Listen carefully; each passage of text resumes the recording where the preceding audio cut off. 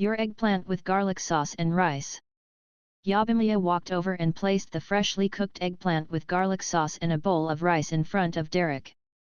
Many customers were looking at Derek and the eggplant with garlic sauce in front of him. However, Derek's attention was totally attracted by the eggplant with garlic sauce. The freshly cooked eggplant with garlic sauce was still piping hot, and a rich aroma tickled his nose. That was a very special aroma. It resembled the fish aroma from the Green Fish restaurant in Rodu, which was famous for their fish dishes. He liked the stir-fried lotus roots in that restaurant, and often went there to eat them, hence, he was familiar with that aroma.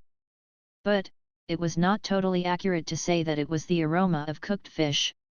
It should be the aroma of fish cooked with other ingredients. Furthermore, compared with that aroma from Green Fish restaurant, this aroma was much more enticing.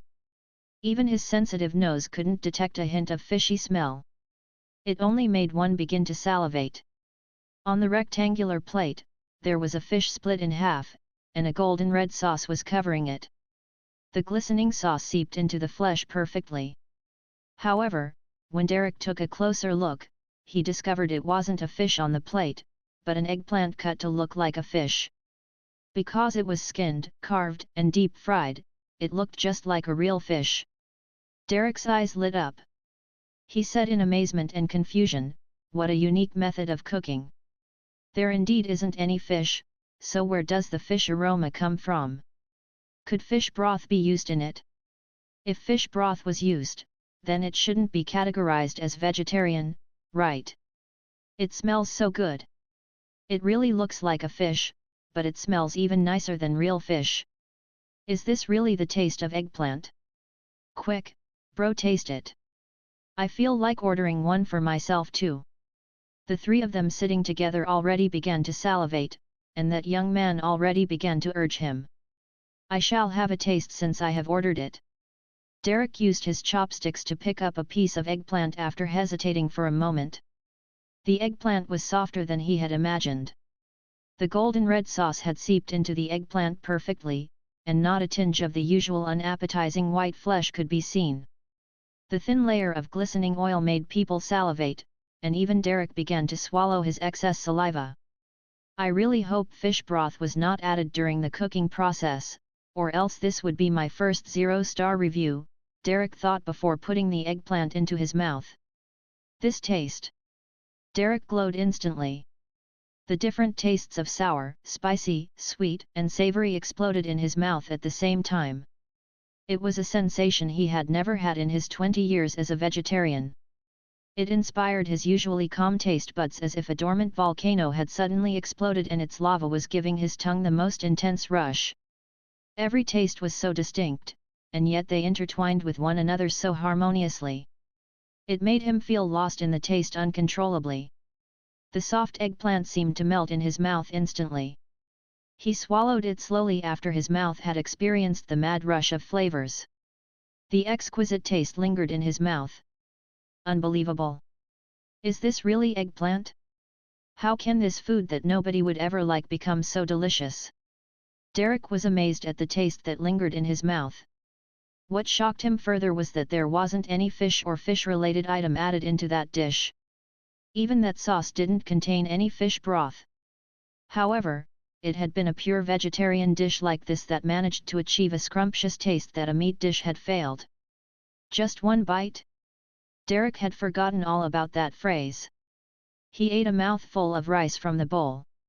The rice tasted even more fragrant with the taste that lingered in his mouth.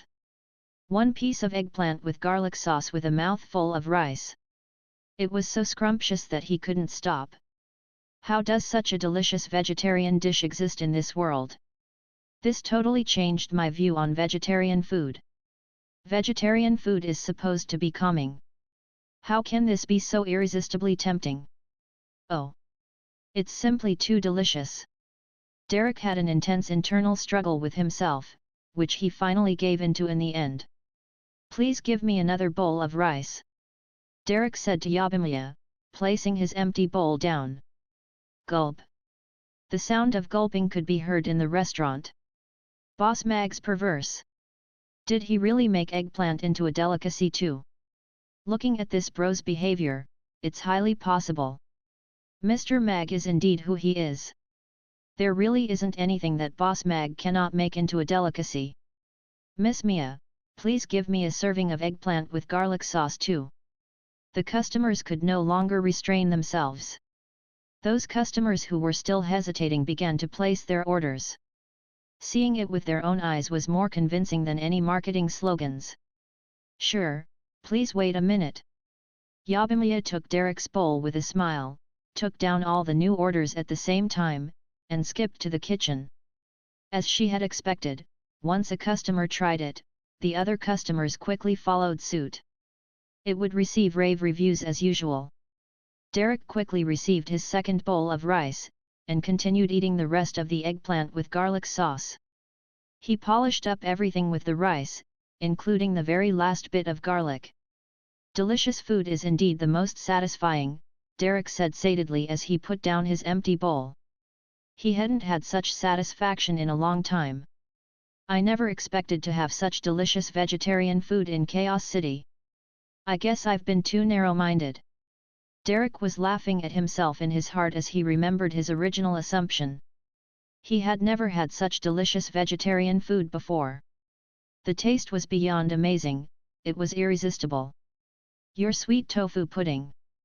Please enjoy it. Yabimiya brought the sweet tofu pudding over, and placed it gently in front of Derek. Thank you. A happy Derek smiled and nodded. Then, he began to appraise this tofu pudding that caused the inconclusive argument. The reddish gold thick syrup covered the tofu pudding. The soybean fragrance mixed with the sweet aroma of the syrup began to tickle his nose. Dessert? Seems good too. Derek scooped up a spoonful of the tofu pudding. It looked a little like steamed egg. The notch was quickly covered by the syrup. The tofu pudding vibrated gently on the spoon, just like a piece of art. The delectable tofu pudding melted almost as soon as he put it in his mouth. The syrup was so thick and delightful, and it came together perfectly with the tofu pudding. The tofu pudding was sweet, but not too sweet. After he swallowed, the pleasant taste remained in his mouth. It made him continue to dig in.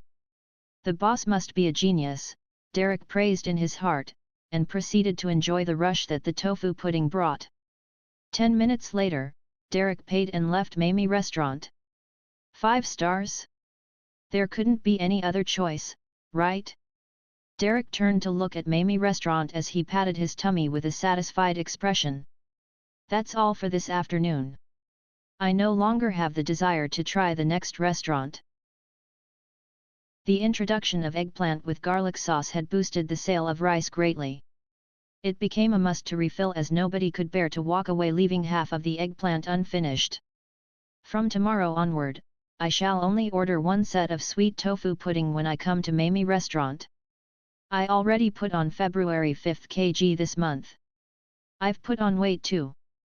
But my husband isn't complaining. Instead, he says, the feel became better. Oh please, I already heard you say this last month. However, sis, you really put on weight in the right place. The feel had to feel good, even I'm tempted to touch them. I'm envious, a group of rich ladies were bantering as they walked out from the restaurant with a sated look. The opening hours for the restaurant were over. Yabimiya turned over the wooden plaque on the entrance and closed the door. Then, she heaved a long sigh of relief. Almost everyone in the restaurant breathed a sigh of relief at the same time. After the restaurant doubled its size, the workload had more than doubled. They could feel a strong sense of fatigue after an hour of work. Thanks for your hard work, everyone. I need to go out now, please tie up the loose ends for me. Mag came out of the kitchen and hung up his apron. He went upstairs to change into normal clothes, and then went out of the door. A horse-drawn carriage with the Buffett family crest was already waiting at the door. A middle-aged man who looked like a secretary stood in front of the carriage. He welcomed Mag with a smile instantly when he saw him come out. Mr. Mag, Miss Shear has sent me to fetch you. All right. Mag nodded smilingly. This was one of Shear's personal secretaries whom he had met before. Mag got into the carriage. The secretary sat across him, but he didn't strike a conversation with him. Mag didn't say much, either. The steam engine locomotive project should be highly classified. He wasn't sure if the secretary was authorized to know much. The horse-drawn carriage left Chaos City from the East City Gate. After traveling on the main road for a while, they turned into a small road and continued on. Mag wasn't surprised about this. Manufacturing trains was a big project which definitely wasn't going to be done in Chaos City. Otherwise, the entire Norland continent would know about it the following day. Furthermore, Shear had mentioned that the first section of tracks was going toward Vic Mountain. This meant that the Buffet Bank and Chaos City had reached a collaboration agreement with the goblins, so it was not a surprise that the manufacturing base was east of the city.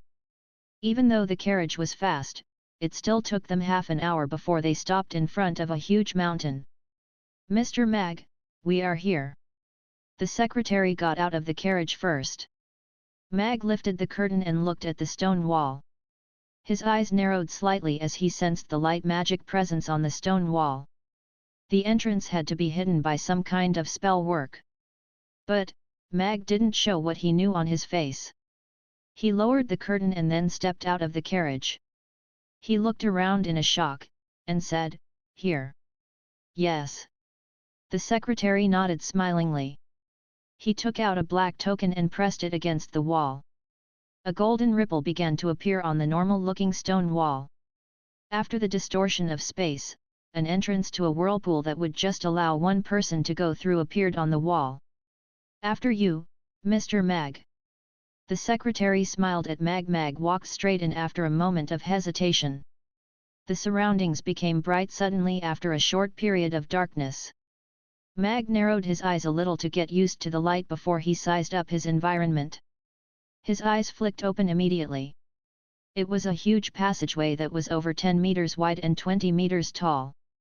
2 parallel tracks were laid on the ground that stretched all the way inward. There seemed to be an even bigger space in there. A spellwork above his head projected out lights that lit up the passageway. Mag felt as if he had entered into a giant's cave. Soon, Mag started to sense a few perceptions that swept over his body. If he had sensed correctly, those perceptions belonged to 9th tier and above magic casters. There should be at least one 10th tier magic caster among them. They really went all out, Mag thought in amazement. The Buffet Bank and City Lord's Castle indeed valued the steam engine locomotive project, as they had made a great magic caster watch over the site. "Please follow me, Mr. Mag. Miss Shear and the City Lord are already waiting for us ahead." The secretary smiled at Mag. "Is Lord Michael here too?" Mag was a little taken aback. "Yes." The secretary nodded, but he didn't explain further. Mag followed the secretary into the deep part of the cave. As they got further in, the sound of metal clashing began to get louder. After a 5-minute walk, a huge cavern appeared in front of Mag. Intersecting tracks filled the cavern, and the dwarf blacksmith's hammers smashed out sparks on the iron ores. The magic casters did their magic and melted the ore to extract the iron within. Then, the iron was molded into the required shape. Everyone was busy at work. On the central hanging platform, a 4-section locomotive displayed its bone structure. It was almost double the size of a normal train. An outline could be seen. Mag stopped in his tracks. He looked at the locomotive with a single chimney above him and smiled. "You're arrived, Boss Mag." A forthright voice sounded at this moment. Mag turned around, and smiled. "Sorry to keep the City Lord and Miss Shear waiting. Mamie Restaurant is now the pride of our Chaos City. It's important to satisfy the customers. Besides, we also just finished our discussion, so Boss Mag has arrived exactly at the right time." Michael shook his head and smiled. Shear smiled at Mag. "Mr. Mag's very punctual. However, if you intend to get back for dinner preparation, we should get going with the assessment now. Miss Shear knows me well. Let's go right now." Mag nodded. It was important to get back in time for dinner. After all, he hadn't announced a leave, and it obviously wasn't nice to stand his customers up without a good reason. "Please follow me, Mr. Mag." The chief engineer standing at a side led Mag toward the central hanging platform. A manual elevator brought them up to the platform. Mr. Mag is of course very familiar with the structure of the locomotive as you're the designer and have made one yourself. However, during our production process, we have made some minute changes after our argumentation. Burrell led Mag around the locomotive and launched into a very detailed explanation. An hour later, Mag passed a piece of paper full of writing to Burrell with a smile. He said, "The areas which I think could be improved are all here. Chief Burrell can refer to it. Mr. Mag's advice is all on point. You've solved many problems that troubled us for a long time. We should have consulted you sooner." Burrell kept the paper solemnly and looked at Mag sheepishly. He had serious reservations when he first undertook the steam engine locomotive project. But, as the project went on, he began to admire Mag, the designer. Mag had immediately pointed out the crux of the problems after his assessment, and provided the simplest solutions. This made Burrell admire him even more. A far-fetched idea, yet he was able to make it work. He was definitely a genius. "You're being too kind. Although there are problems to be solved, we should be able to run an on-center handling test if there are straight tracks here." Mag smiled. He didn't feel he should be proud of others' achievements. On the contrary, Burrell, who made a steam engine locomotive in such a short time with just a drawing and a simple model, was worthy to be called a great engineer. "There's a straight track about 1 kilometer long in the base." Burrell was ecstatic, but he quickly lowered his volume. "However, we should clear the site before we run the test." Mag nodded. Apparently, classification was done even within the engineering department. The two of them returned to the ground, and reported to Shear briefly before they started clearing the site. The busy dwarf blacksmiths and magic casters were swiftly ordered to leave via a lane at a side. The entire cave became quiet and empty. The hanging platform lowered the steam engine locomotive gradually to the ground. The workers entered the interior of the locomotive, and started to throw shovels of coal into the furnace. Black smoke was rising from the chimney. "The pressure has reached the threshold. Start." "Woo!" A loud whistle sounded along with the voices of the workers. Steam was pouring out as the steam engine locomotive began to move forward slowly. Chug! Chug! Chug! Attrition between the train wheels and tracks made deafening noises. The ground was vibrating as if a huge beast was awakening slowly. The steam engine locomotive began to accelerate and move forward stably. No animal power was used, and no magic casters and knights needed to control it. Only a group of normal people was enough to make this giant move.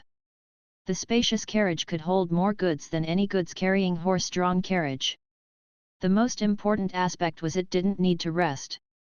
As long as there was enough coal, it could continue to run. This was not achievable by any current logistic methods. Shears and Michael's eyes lit up. They had already drawn up a blueprint in their mind. "I'm still not used to seeing this slow guy who isn't even comparable to the electric locomotive after I was so used to seeing the high-speed bullet train." Mag lamented. He finally had started to change this world. Due to the track constraints, it began to slow down even before it reached its maximum speed. It finally stopped at the end of the track.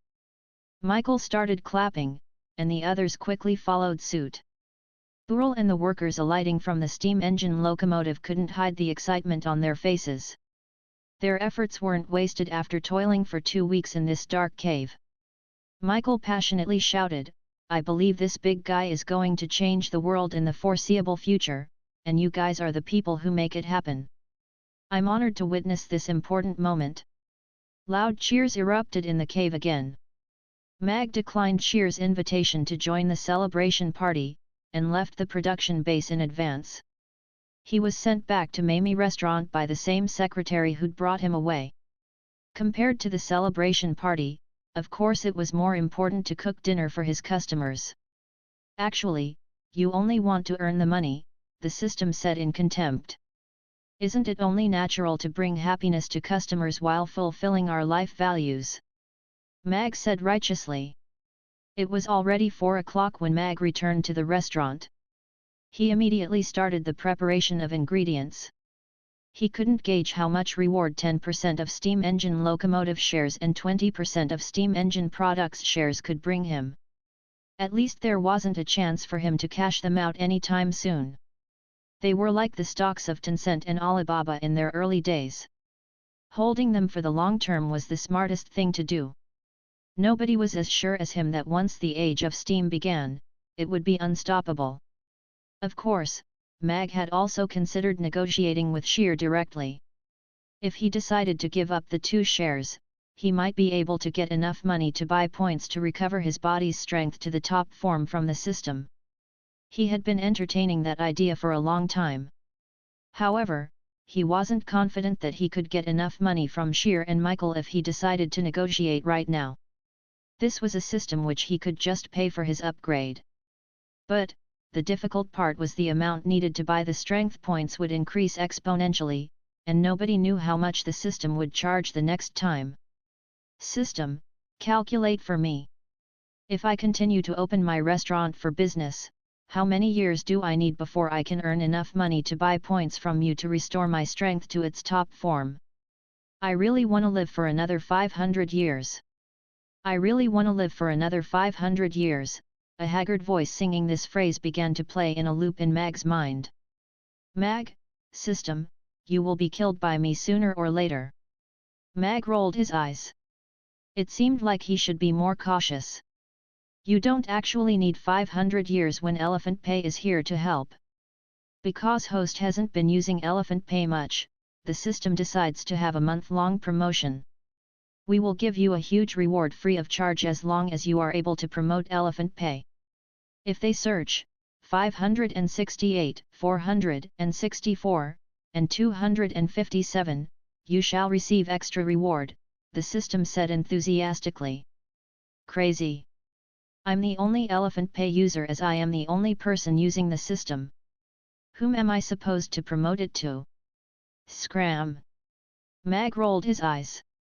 The system always acted impulsively without much consideration. When he was an active Weibo user, there were many people using his name to do that, but he wasn't interested at all. The sun was setting, and Amy had also returned to the restaurant. After having their dinner, it would be the start of the longest and busiest dinner service. This restaurant is so packed. Something must be nice here? Father told me that people always gather when there is good stuff available. I wonder if it is expensive? I'm not willing to pay too much. A dragon that was shrunk to a 5-meter tall height was gazing at Mamie restaurant from afar. If it's too expensive, then I shall dine and dash. Father taught me this. The 5-meter tall dragon went toward Mamie restaurant, attracting plenty of attention from passers-by. Giant dragons 8 tier and below weren't allowed to fly when they entered Chaos City, so most of them would transform into human form. However, a few of them who didn't like to be in human form or were not skilled enough to assume it would have to abide by Chaos City's rules and shrink to a height of 5 meters and below. A 5-meter big dragon actually should be called a little dragon. After all, even a forest troll could reach a height of 5 meters in adulthood. Hence, dragons seldom used this form to move about in Chaos City. They, too, had their pride, all right? This was a red dragon, which wasn't a powerful race amongst the giant dragons. It was also a juvenile. Even though it was only a juvenile, its prowess was not to be belittled. Judging from the aura of its body, it was at least a 5-tier giant dragon. Look, big sister Anna, there's a tiny little dragon. It's so small, and it waddles like a fool, Amy said with amazement as she carried a stool over and sat next to Anna at the restaurant's entrance. Oh, yes. It's really small compared to those giant dragons I have seen before. Anna was amazed too. She had seen giant dragons from afar, and their huge size left a deep impression. The red dragon Chown stopped about 10 meters away, looking at the snaking queue, and mumbled to himself, "It's frustrating to see so many people standing there. I shall just go and stand at the very front. Father says we should be the first in everything we do, queuing shouldn't be an exception. Giant dragons are the most noble and powerful species on the continent, so I naturally should be the first in line." Chown then proceeds straight to the very front of the queue.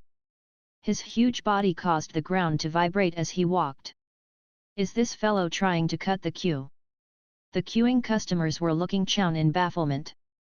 They hadn't seen anyone doing that for a long time if it really was the case. Standing in the very front of the queue were the two great magic casters Krasu and Urian. Who on the Norland continent would dare to cut their queue?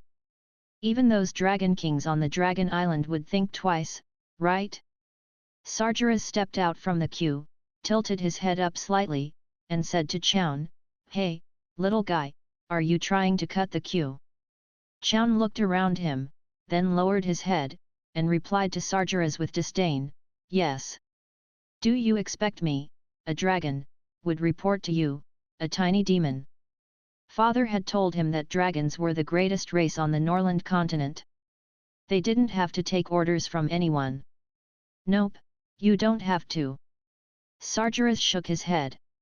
Then, he took his folding chair, leaped into the air, and smashed it onto the giant dragon's head. Bam! The 5-meter-tall dragon flew out with a dull thud, and landed about 100 meters away, exactly at the end of the queue. "However, I'm able to help you to return where you should stand." SAHDR retrieved his folding chair and returned to the queue. A loud applause could be heard from the crowd.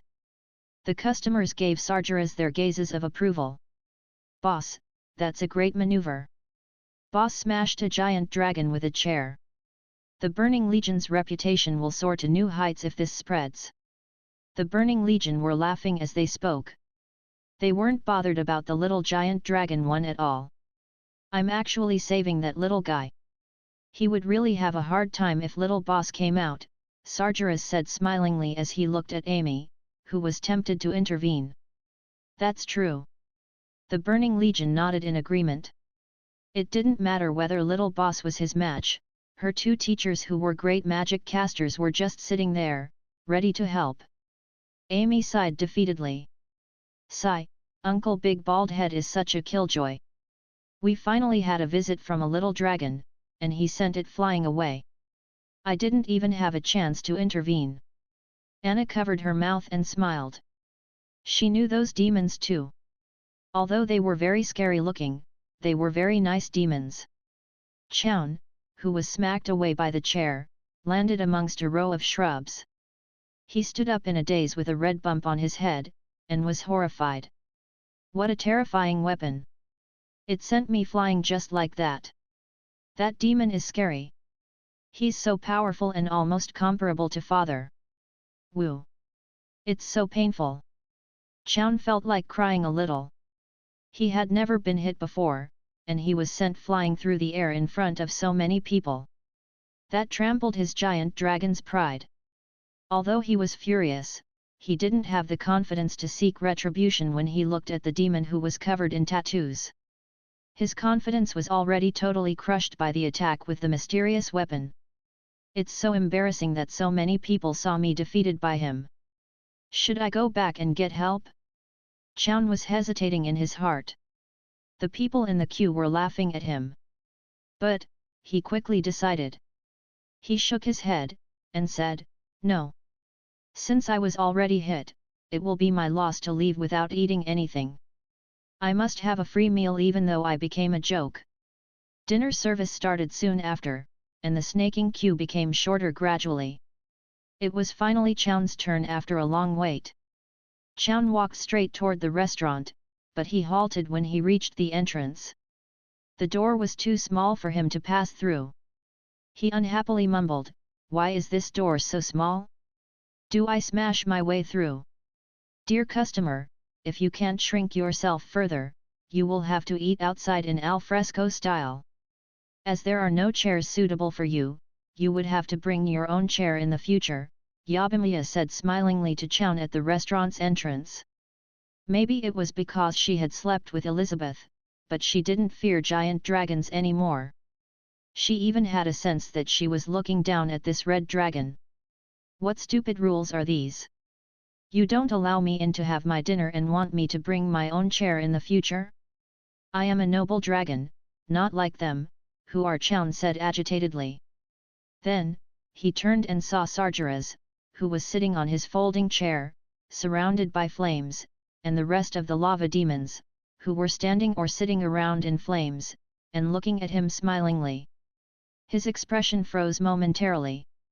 On a side note, giant dragon is literally the name of the species. Little bro, so what is it with us? Keel asked with a smile. It must be nice to have your face massaged by a chair. Do you want our boss to massage you some more?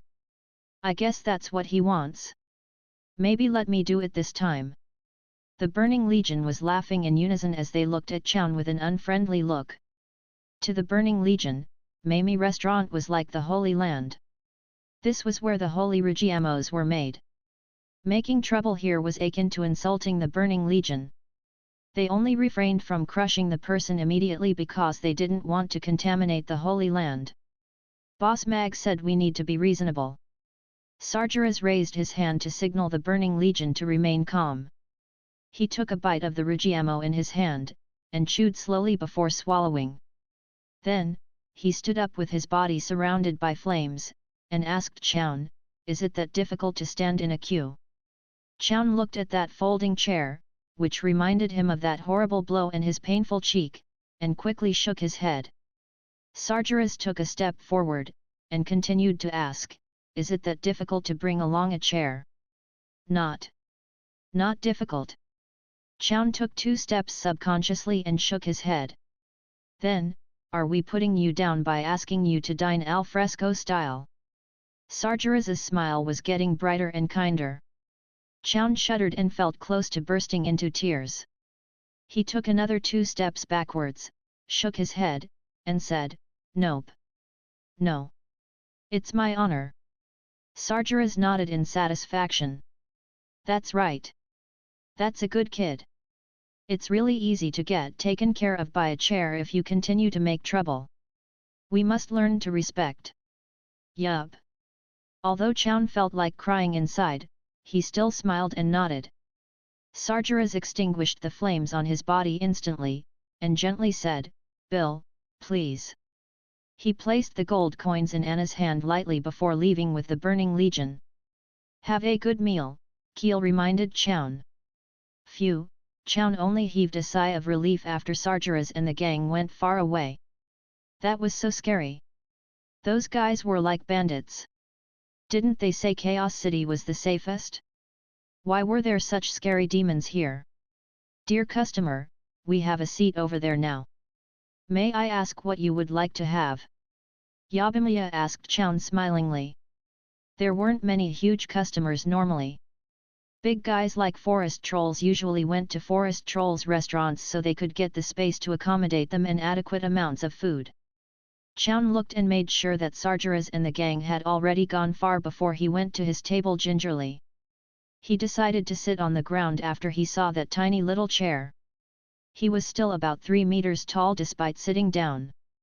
He lowered his head and saw a tiny table. The menu was even smaller than a claw of his. "What is nice here?" Chown asked Yabimiya straight away as he couldn't bother with the menu. After all he went through today, he deserved a good meal. "Our restaurant provides many types of dishes which are very popular with our customers. For example, the eggplant with garlic sauce, which was just introduced today. They all have rave reviews," Yabimiya said with a smile. "Then I shall have 5 helpings of eggplant with garlic sauce." Chown just ordered without much thought. He loved fish, and wondered if they were nicely done in this restaurant. "A helping of eggplant with garlic sauce is 400 copper coins and a bowl of rice is 50. Are you sure that you want 5 helpings?" Yabimiya confirmed the order. A dragon of his size ordering 5 helpings of eggplant with garlic sauce wasn't surprising. Anything goes. Chown shrugged. After all, he didn't intend to pay. He would find a reason and simply walk away. This wasn't his first dine and dash, as he used to do that with his father. Besides, money was his true love, he wouldn't give it away. Sure, please give us a moment. Yabimiya nodded. She went in after taking the orders of the few customers who just took their seats. Shortly after, Chown's eggplant with garlic sauce was served. This fish smells so good. Chown's eyes lit up instantly. He lowered his head and took a deep breath. He was intoxicated. He didn't know someone was able to make such a delicious fish dish. Even though he was huge, Chown picked up the chopsticks with 3 of his claws adroitly, and quickly put a piece of eggplant into his mouth. Ah! It's not fish. Chown was taken aback. The food in his mouth was obviously not fish. Its texture was totally different from fish. There wasn't any hint of fishiness. But it's so delicious. Although it wasn't fish, the sweet, tangy, and spicy taste of the eggplant that melted in his mouth still made Chown's eyes lit up. He had never had such delicious food. It was better than any fish. Chown couldn't find any words to describe the taste, because he hadn't eaten anything that was comparable to it. But, when he ate something nice in the future, he would have a term to describe it as nice as eggplant with garlic sauce. A mouthful of eggplant with garlic sauce with a mouthful of rice, and soon he had finished a helping of eggplant with garlic sauce. Then, he finished the second helping and the third, until he had eaten all 5 helpings. The customers sharing a table with him already began to salivate.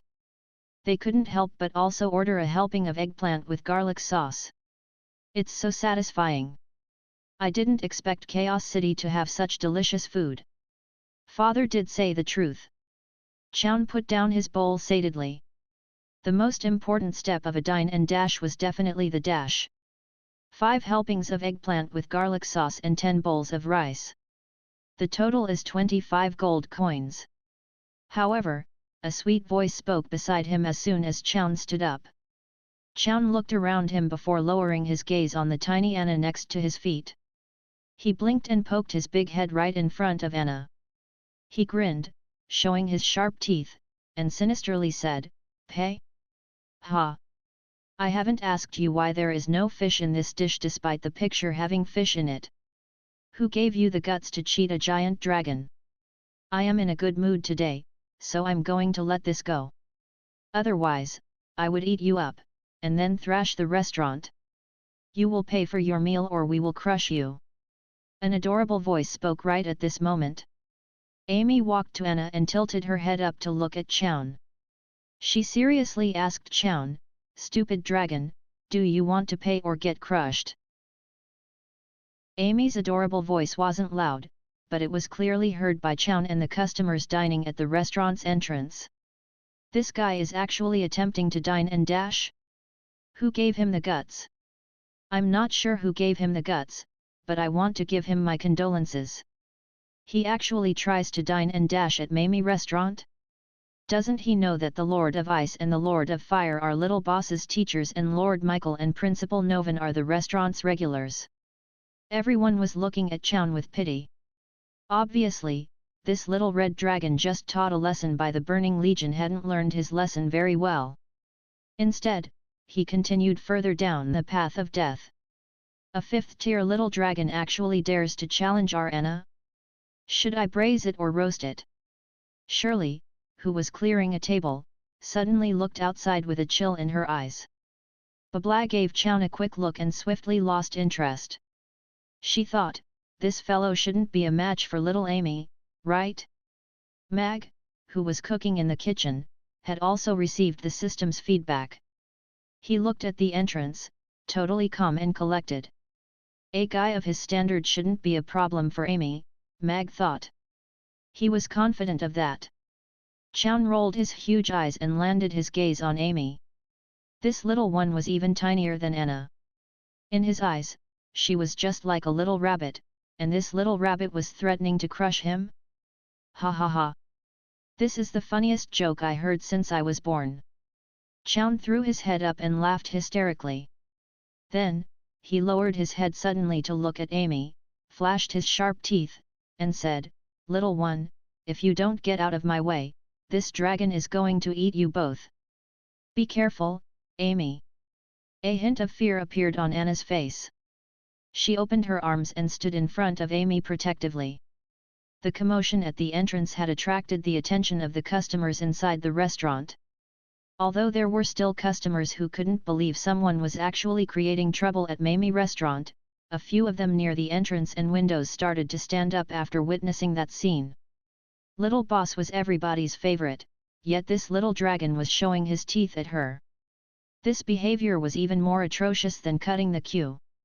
Furthermore, the little elf, who was the cashier, was very cute and courteous. The two cuties made people want to protect them, but this fellow actually dared to threaten them. Chown's expression became arrogant as he took in all the attention. He thought in his heart delightfully, "Haha! Now you know my prowess. It's just a human's restaurant. It's your honor that I came to eat, yet you still wanna take money from me? You don't know who you are dealing with." Chown looked at Amy and Anna, and greedily thought, "I really wanna eat these two little ones. Pity we are in Chaos City. They should be tastier than the freshest rabbits, right?" However, his father had warned him that he could not kill anyone in Chaos City, so he could only keep these thoughts to himself. He turned and prepared to leave. He was very satisfied with today's dine and dash, so he intended to bring his parents for another meal tomorrow. After all, it was going to be free. Who dared to stop him? No one would dare to stop a powerful giant dragon. "Excellent, stupid dragon. You have made a different choice." Amy's voice sounded again right at this moment. Chown, who already began to walk away, halted, and aggressiveness was showing in his red eyes. He turned around slowly to look at Amy, and coldly said, "Don't push your luck with a dragon's patience and pride, or you will have an ugly death. Don't ever doubt Amy's words, or you, too, will have an ugly death." A magic caster's staff as tall as a person suddenly appeared in Amy's hand, and Amy had also walked to stand in front of Anna.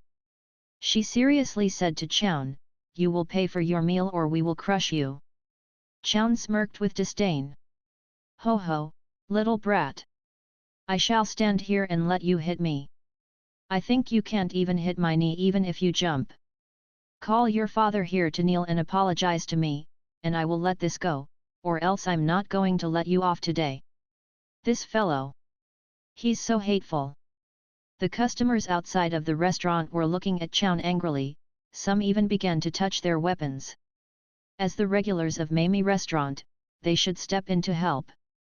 Little Amy looked like a harmless rabbit who was challenging an elephant when she stood in front of the 5-meter-tall red dragon. That incited many customers' desire to step in and help. Meanwhile, some young girls at the side showed worry on their faces. Chown, who maintained his dragon form, looked fearsome. It would be terrible if he accidentally hurt Amy and Anna. That is a choice that makes me happy. Amy extended her little hands at Chown. Extreme coldness descended suddenly. The smile on Chown's face froze instantaneously, and a hint of fear flickered through his eyes. The air seemed to be sealed by ice at that very moment. Other than his thoughts, none of his body parts was able to move. Could this be the territory of a high-tier magic caster? Is there a powerful magic caster in this restaurant? Chown was shocked. He tried to struggle, but he couldn't move a single inch. Chown calmed himself quickly, and confidently thought, "I am a noble red dragon. Even if there's a high-tier magic caster here, would he dare to touch me? Wouldn't he be afraid of my father's wrath?" Then, he saw a magic caster's staff getting closer and closer, and his eyes widened. "Since you asked with such sincerity, I shall be kind and grant your wish. There you go. Stupid dragon." Amy's voice sounded as she leaped into the air and brandished the staff at the 5-meter-tall Chown. Bam! A dull thud. Amy had smashed her staff on the 5-meter-tall dragon's head, and he flew into the sky like he was smashed by a heavy hammer. Amy landed on the ground dexterously. She raised her right hand toward the sky, and a giant fireball appeared. It chased after the dragon that was still flying outward. Boom! The fireball caught up with the dragon and exploded in mid-air. The exploding fireball was even more brilliant than fireworks. Many raised their heads to witness this scene, and their mood became brilliant after seeing that. Then, numerous gazes began to land on Amy, and everyone began to have a strong thought. The little boss is so fearsome. Smack! A burnt red dragon fell from the sky and into the patch of shrubs. His entire body was black, with black smoke emitting from him. There was also a tinge of burnt smell in the air. The customers looked at the harmless-looking Amy and the smoking dragon that was not too far away from them in shock. They still couldn't believe the strike that was a perfect combination of violence, aesthetics and magic came from Amy. This scene had caused extreme comfort. She is indeed the disciple of the Lord of Ice and the Lord of Fire. Little boss is simply awesome. This is more than awesome, this is invincible, okay. Little boss is already a dragon vanquisher at this young age. This is only surpassed by Lord Alex. Close combat magic and long-distance offensive magic have complemented each other perfectly at this moment. I feel there would be a huge shock wave felt in the magical arena soon due to this totally disruptive magic caster. The customers who had intended to intervene earlier went back to their seats. There wasn't a need for them. Little boss could handle this by herself perfectly. The way that everyone looked at Amy had changed. If that Urian and Krasoa both took her as their disciple was a proof of her talent, then the potential that she exhibited when she defeated the 5th-tier dragon had proved that the two legendary magic casters were correct to choose her. Furthermore, this little magic caster, who had only learned magic for less than a year, had demonstrated much more magical and combat talents than what the rumors assumed. This little one has a great talent for magic, and she's much stronger than the last time. She increased her tier continuously within the few months period. Even Princess Irina didn't reach this level during her childhood.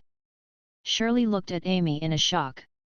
She knew how scary Irina's talents were then, but even child Irina was not Amy's match now. Amy is fantastic. She struck down the bad guy again. Yabimiya had a happy smile on her face. After all, the other party was a giant dragon, even though it was only a little giant dragon. She knew how to control her strength. It seems that she has grown quite a bit. Mag curled his lips. Although he had expected the outcome of the fight, he still felt happy to hear everyone praising Amy. Anna stared at the smoking giant dragon with her mouth slightly agape, then looked at Amy with amazement, and said, amazing.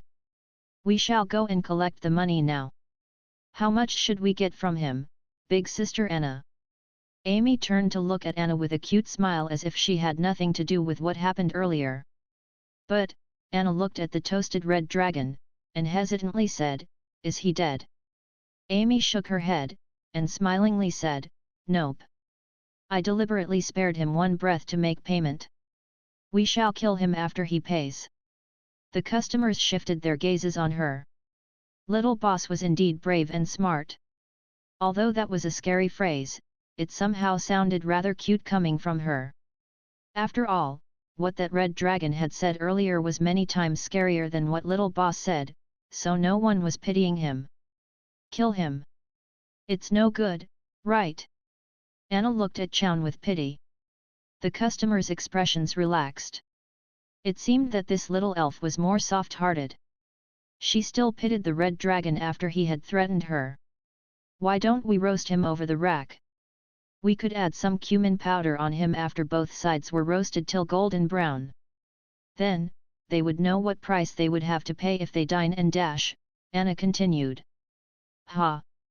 The customers began to glare at the smiling Anna. They didn't expect that she was actually the ruthless one. Yup, this is a good idea.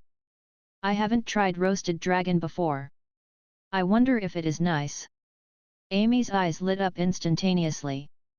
This cashier duo is too scary. They are literally two little devils among the angels. The customers looked at Amy and Anna, dumbfounded. They suddenly began to miss Miss Aisha. I'm not dining and dashing anymore. You can have all my money. I won't do it ever again. Chown, who was lying on the ground half dead, suddenly sprung up and spat out a treasure chest. Then, he turned and ran. His tail with sparks even stirred up a trail of dust as he ran. Hey! The cooked dragon actually flew away. Amy was stunned for a moment. She kept away her magic caster's staff disappointedly after the red dragon disappeared from her view. She turned and looked at the treasure chest that was even taller than her. A few beautiful blue gemstones were inlaid on top of it. If he was paying with this chest, should we give him some change back? Anna also stepped forward to access the big blue gemstones on the chest. Their dazzling shimmer looked expensive. A customer looked at that blue gemstone with narrowed eyes, and then his eyes flicked open suddenly. He said in amazement, "That isn't a sapphire on the center of the chest. It should be a blue diamond from Vic Mountain. This kind of diamond is extremely rare. There are less than 1,000 ever extracted throughout the goblins' mining's history, and there are less than 100 of this size and clarity. Just this blue diamond alone is worth 100,000 gold coins." A rush of inhalation sounds could be heard in the restaurant after that was said. 100,000 gold coins was a huge sum of money. Even though many present in the restaurant belonged to the middle class, not many could actually afford a blue diamond that cost 100,000 gold coins. A guy who had a blue diamond that cost 100,000 gold coins actually tried to dine and dash. And in the end, he lost the blue diamond instead. He is so stupid. The customers began to think that in their hearts. They also gave Amy and Anna envious gazes at the same time. These two little ones had received a great sum of money. Is it an empty chest? Amy mumbled curiously. Then, she flipped open the cover. The dazzling radiance lit up the dark night sky, and also blinded the numerous pairs of eyes gazing at it. The chest was full of gemstones and treasures. Dragon coins were the least impressive of the stuff in there, and the reflective radiance made people stare. Wow! My heavens! Is this the giant dragon's collection? He had so many treasures, and yet he wanted to dine and dash. Furthermore, he even chose to dine and dash at Mamie restaurant. Why is he doing this to himself? The red dragon failed to dine and dash, and Boss Mag became the biggest winner. The treasure in the chest caused a sensation among the customers. Just the blue diamond on the cover alone cost 100,000 gold coins. The value of this treasure chest was beyond most people's imagination. Yes, this is more like it. Amy nodded with satisfaction. Then she closed the cover casually, and righteously said, "This will be considered as the fine." Gulp. Many customers swallowed their saliva simultaneously. They were scared. No one would attempt to dine and dash at Mamie restaurant ever again. Not only would they be blacklisted, they also would be subjected to a huge fine. That sum was so big that it was shocking. However, almost everyone thought they deserved the money.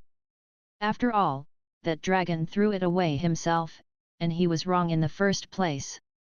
But, would there be trouble after taking it?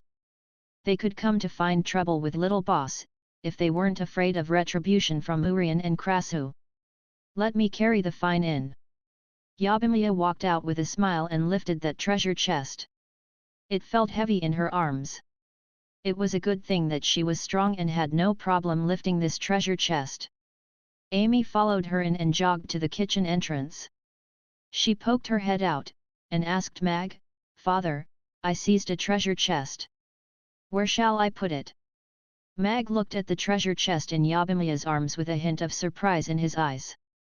Although he had heard the customers cheer earlier, he hadn't expected Amy to seize such a valuable treasure. After pondering for a while, he said, "Let's put it under the counter for the time being." "All right." Yabimiya nodded and put the chest under the counter. "System, how much is the value of the treasure in this chest?" Mag said in his heart. After the conversion done by this system, the total value of all the gemstones, rare metals, and dragon coins, etc., is about 315 million copper coins. This is an evaluation based on the current market value because some of these rare metals and gemstones will only appear at auctions. Hence, the total value will fluctuate within a certain range, the system replied swiftly. Mag raised his eyebrow. He didn't expect Amy to achieve 3 small goals by simply teaching a lesson to a dragon. Of course, what surprised him more was that this amazing treasure was discovered on a 5th-tier little dragon. It wasn't a secret that giant dragons loved treasures. Given giant dragons' prowess and long lifespan, they could indeed collect a very big fortune by the end of their lives.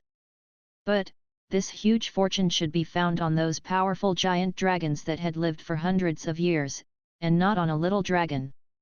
That didn't seem very reasonable.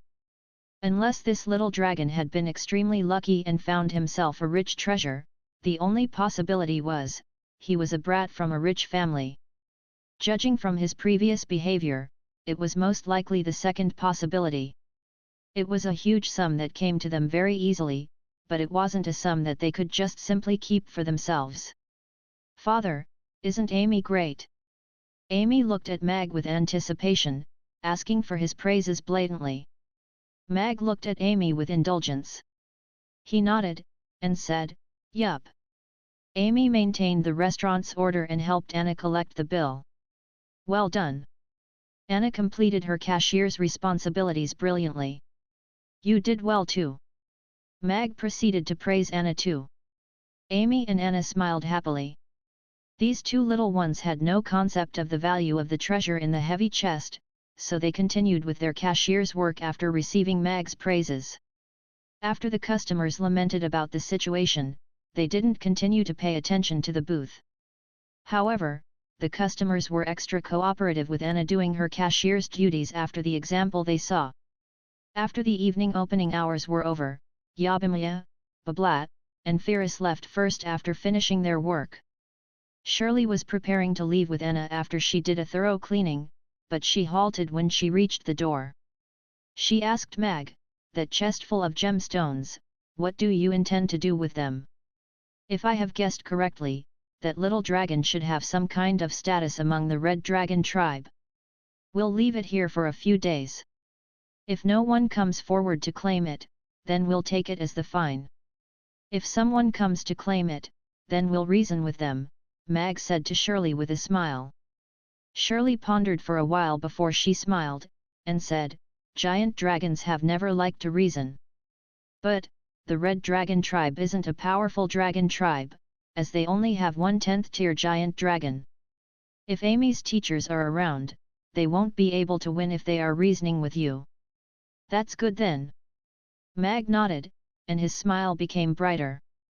In this world, the fist is the absolute principle was how things were done in many instances. Although it was a little unreasonable, sometimes it made things much more interesting.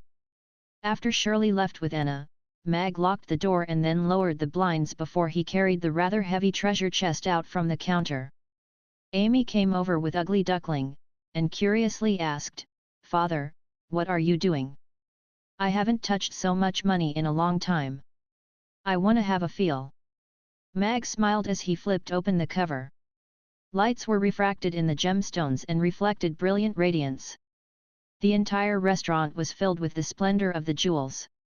10 seconds later, Mag closed it with a bored look. "Such tacky things. Even in another world, I still can't accept them."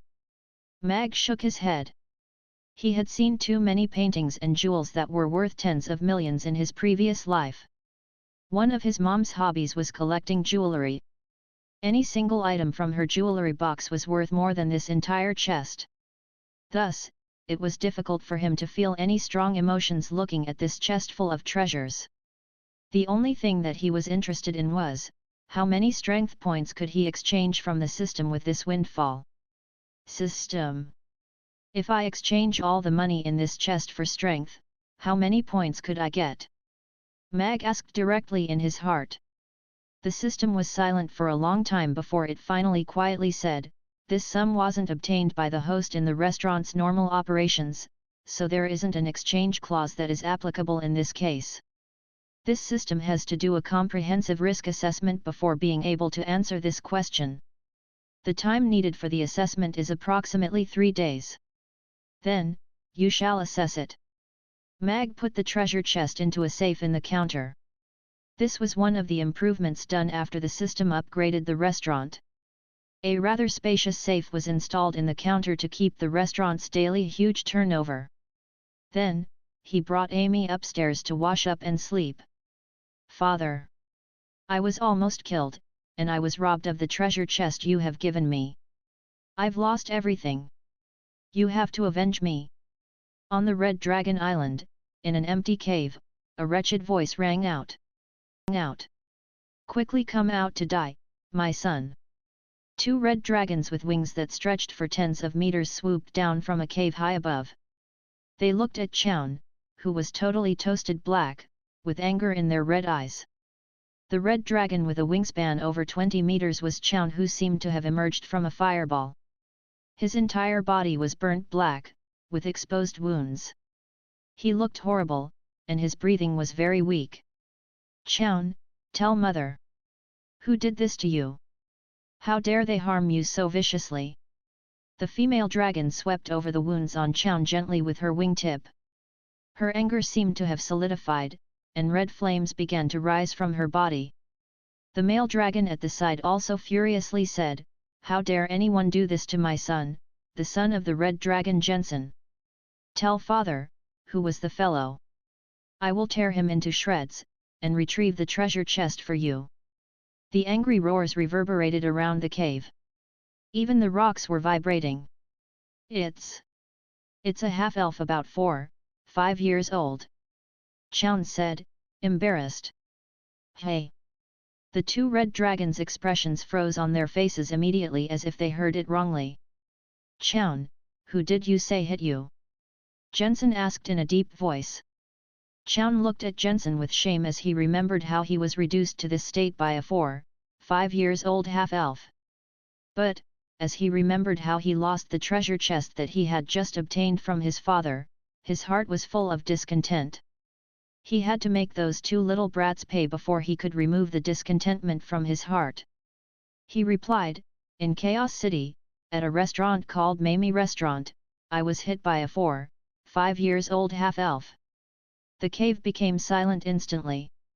You are saying, you, a noble red dragon who just had your coming-of-age ceremony, was reduced to this state by a 4 years old half-elf? And your treasure chest was snatched from you. Anger was gathering in Jensen's eyes.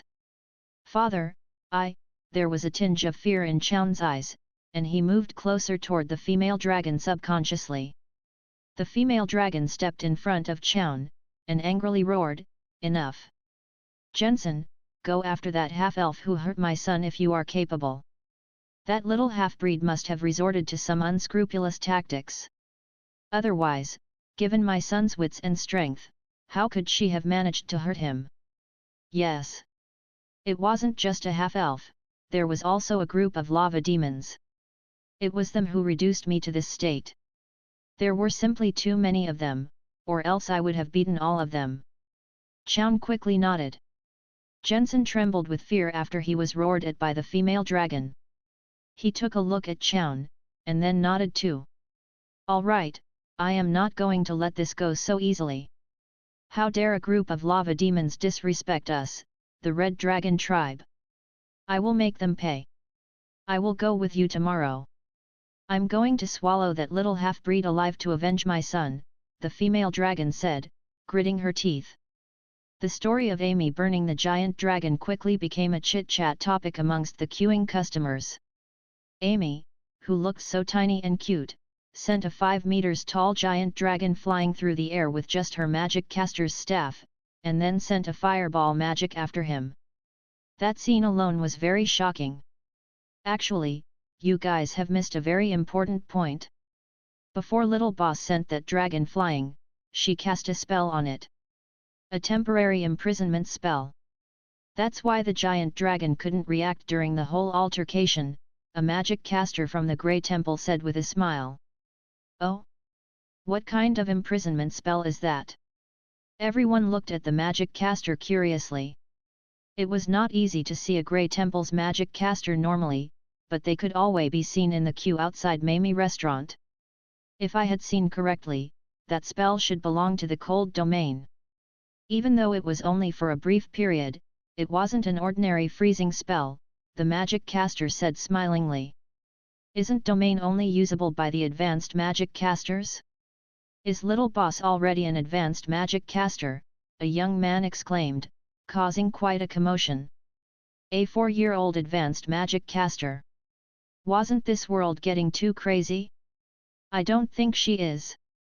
Judging from the power of the fireball magic, Little Boss should still be at 5th tier. That very brief appearance of cold domain should be due to Little Boss's immense talent that let her comprehend it in advance. Everyone heaved a sigh of relief. Even though that a 5th tier magic caster could have done it was equally shocking, at least it was easier to accept. No matter what, the youngest dragon slayer was almost born yesterday. She is much younger compared to Lord Alex, right? Yes. The return of Lord Alex, and Little Boss was like a new rising star. It seems like this world will get increasingly interesting. I wonder what would happen if Lord Alex meets Little Boss in the future. The strongest knight vs a magic caster, who is well versed in both close combat magic and long-distance offensive magic. It makes my blood boil with excitement just thinking about it. The customers were having an eager discussion. Mag, who was pushing his bicycle out to send Amy to school, heard the customers' conversation and smiled. There wouldn't be a more harmonious scene if they met, right? Father, is the Lord Alex they were talking about a very formidable person? It seems like many people are talking about him every day. Amy, who was sitting on the back seat of the bicycle, asked curiously. Yes, he is a very formidable person. Mag nodded with a smile. There might not be another person as formidable as him in this world, right? Amy's eyes lit up before she nodded. If Father has said so, then he must be a person as formidable as Father. When Amy grows up, I want to be just like him. That's good. Father will be with Amy for this whole time. Mag smiled and nodded. This little one was such a sweet talk. Many students were looking at Mag when he sent Amy into the school. There were even students mumbling, "Look, he is that uncle who made those super fragrant roast beef kebabs, the father of Amy, the invincible king of the wind-fire wheels." Although Mag felt that the introductions of him and Amy were ridiculous, judging from the situation now, he had indeed left a deep impression on the students by overdoing the beef kebabs on the parent-teacher meeting. On the way back to the restaurant, Mag saw the countdown signboard set up by the Catering Association in the square. Days from the release of the latest delicious cuisine rankings 10 days. I wonder if that mysterious taster has come to eat at our restaurant already, Mag mumbled, and continued his journey to the restaurant. Noon. A few minutes before Mamie restaurant opened for business. There was already a long queue of a few hundred people at the entrance. The scum who hit my son. Quickly come out to die. A furious voice exploded like a thunder, accompanied by a dragon's roar. Angry roars erupted by the ears of the customers in the queue like thunder, and a terrifying aura made the normal people's faces turn pale in horror. Even the faces of the customers who weren't mere mortals changed a little. It would take at least an 8th-tier giant dragon to exude such aura, and such power was truly horrifying. Could it be that the giant dragon that Little Boss beat up yesterday has gone home to find his father? What a terrifying giant dragon aura, some customers muttered under their breath. 2 red dragons with a wingspan of tens of meters dove down towards Mamie restaurant with a slightly smaller red dragon beside them, causing a gale that made the trees at the door cower from the immense pressure. Some customers who were unable to withstand the wind took several steps back. Ha ha ha! How dared you mock me yesterday? Are you afraid now, all you darn bugs? Chown looked down at those stumbling customers as his face twisted in a cruel smile. Chown, you must know that as an honorable giant dragon, only strength and power will make people look up to you, just like your father." Jensen was also in high spirits as he laughed crazily while flapping his wings, making the pressure of the gale double once again. Krasu and Urian, who were the first in the respective lines, frowned together. Urian's fingers moved. "Michael said that he hoped we would not kill on a whim," Krasu said calmly. "When did you start listening to others?" Urian retracted his fingers as he looked at Krasu with surprise. "Novan and Michael made me very satisfied with what they have done recently. I still want to stay here to teach Amy for a few more years, so I intend to keep to the rules a little and not kill casually," Krasu said with a smile. "I have always killed casually." Urian lifted his finger. In an instant, the gale brought about by the diving giant dragons stopped, but he did not continue. "I can kill whenever I want." The customers in the queue started to regain their composure after the gale and aura were gone. They took a look at Urian and Krasu, who were at the front of the queue, then at the three diving red dragons, and their gazes started to fill with sympathy. Weren't they courting death? As for that small red dragon, although he had received treatment, there were still traces of the burns on his body, which showed how badly he'd been beaten yesterday. "Boss, you were right indeed. You've already gone easy on it.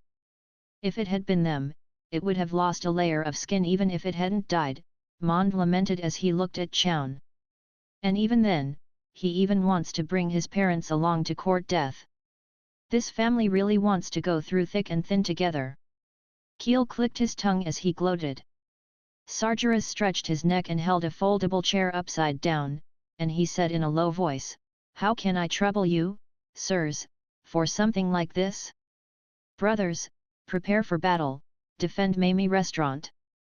The sudden stop in the gale and loss of aura caught Jensen by surprise. Could there be someone powerful in this queue? "Father! It's them! These ugly demons and the daughter of this restaurant's owner hit me. You and mother must take revenge for me," Chown said viciously when he spotted SAHDR's lava demons. Jensen looked at the 6 lava demons standing together, and was slightly shocked. Although the dragons had always looked down on demons, the lava demons, who used to be one of the top 10 demons, should not be underestimated. However, he quickly realized that among all these lava demons, only one of them was an 8th tier lava demon. The rest of them were all 5th or 6th tier demons. Meanwhile, they had 2 8th tier red dragons at their side, and could easily defeat their opponent. He became confident all of a sudden, and he spread his wings and stopped around 20 meters in mid-air. The 3 giant dragons blocked out almost all the sunlight. Jensen's gaze stopped on SAHDR's for a while before he turned to look towards Mamie Restaurant, and bellowed, "The demons are all here. Where's that half-elf thing? Come out right now to meet your death." Ding! The door of the restaurant was pushed open all of a sudden. Amy jumped out with a roasted duck leg in her hand, chewing on it as she looked at the 3 giant dragons in the sky excitedly, and said, "Stupid dragon, are you here to give me money again? Don't be anxious, let me have a duck leg first. I'll beat you to death after I'm done." Jensen, the other customers, Mag and the others who came out together, "Her fearless character is just like me back in the day." Krasu looked gladly at Amy. "In my opinion, only the way she eats looks a little like you." Urian pouted, and looked at Amy gladly. "It's obvious she takes after me." Mag looked up at the 3 giant dragons in the sky. He completely overlooked the small one. The 2 big ones were 8th tier giant dragons, and were quite powerful. At least he wouldn't be able to defeat them currently. That unexpected windfall yesterday was not something he could take away easily. Of course, he was not at all worried. After all, the 2 legendary magic casters were arguing over whom Amy took after at the front. The 2 8th tier red dragons could not possibly step over them and do anything to Amy, could they? "Mother! She's the one who burned me with the fireball." Chown's voice sharpened all of a sudden. He even subconsciously rose a few meters higher. He could not help but shudder when he recalled that fireball chasing after him yesterday. There was actually such horrifyingly great power and strong magic hidden within such a small body. He would have never believed it if he had not experienced it for himself. Of course, he was not worried at all right now, since his parents were around. Could that little brat possibly be even more powerful than 2 8th-tier giant dragons? Krasua pouted, and mocked, "Nonsense! You were as timid as a mouse when you were young. You didn't even dare to kill a chicken when you're 20. Talk about being fearless, can you be any more shameless?" A pot calling the kettle black. Who was the one who had a crush on Miss Quilina, but didn't have the guts to confess, and got intercepted by Johns? Urian questioned him back sarcastically. "I killed that fellow in one blow after that," Krasua said through gritted teeth. "But Miss Quilina still didn't choose you." Urian's smile grew increasingly taunting. The two of them started to exude a terrifying aura. The customers standing in the front started to take a few steps back consciously before sliding their hands over their ears. Even though they would love to hear some juicy news about the big bosses, their lives were at stake. Some secrets would cost them their lives.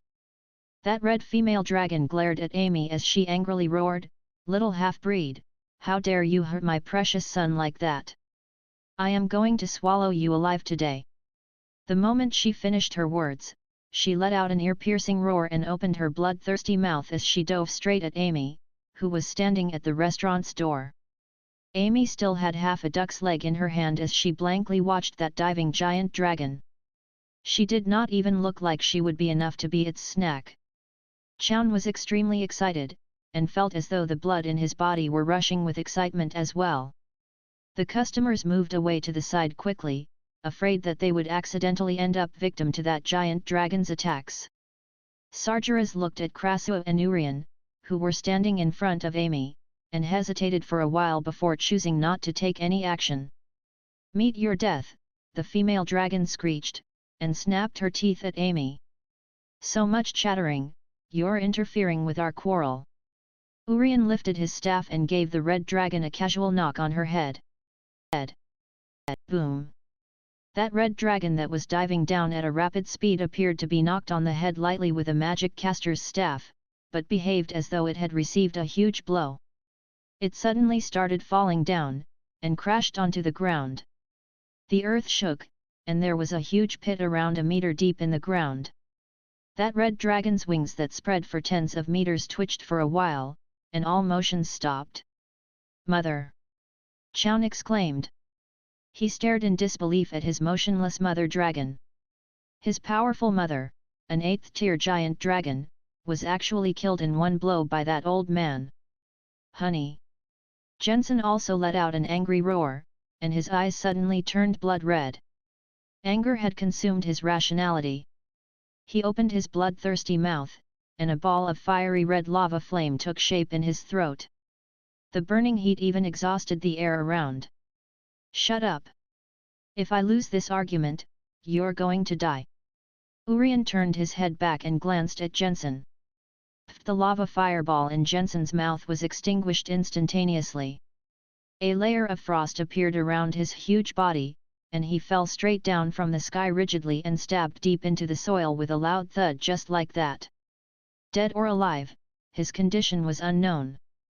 The 2 8th-tier giant dragons that came menacingly were each buried into the soil just like that in the blink of an eye.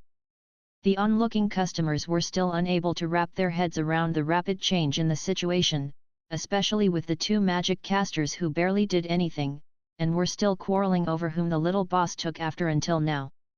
It seemed as though whatever happened just now had nothing to do with them. "That's insane, the Lord of Ice and Lord of Fire are worthy of their names. Legends are legends. Your daddy will always be your daddy." A commotion started to rise among the customers as they exclaimed in awe. "Father!" Chown looked at Jensen, who was sealed in ice, and was completely dumbfounded.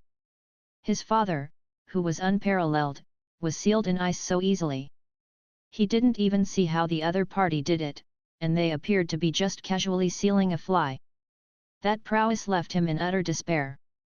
A 10th tier magic caster. That phrase leaped into his mind. Chown felt as though he had fallen into an icy abyss as he watched the two old men standing outside the restaurant. Oh! Stupid dragon, I've finished my duck leg. Now we can battle it out. Just then, Amy threw the bone in her hand into the dustbin at the side and licked her lips. She looked at Chown excitedly and pulled out her staff. Chown was shocked, and turned around to escape as though he had heard the devil's call. He could not even be bothered about his parents lying on the ground. You came of your own accord. Now, it's too late to run away, Amy said with a grin. A pair of wind-fire wheels appeared under her feet, making her rise up in an instant. In a flash, she appeared right above Chown. She held her magic caster's staff in both hands and whacked downwards. Bam! A groan escaped his mouth, and the giant dragon with a wingspan of more than 20 meters fell right from the sky like a bird with broken wings. He crashed into the ground and struggled for a while before losing consciousness. The battle ended with a single blow.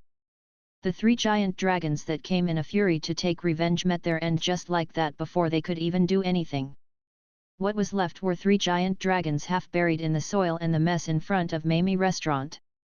The entrance of the restaurant was awfully silent.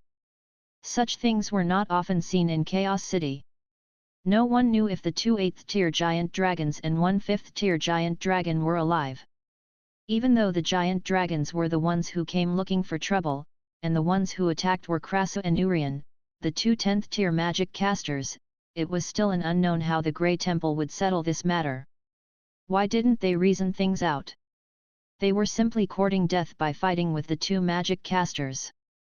Shirley pressed her lips together as she looked at the two giant dragons before the restaurant. Amy's really formidable. Anna leaned over the window as she looked at Amy with admiration.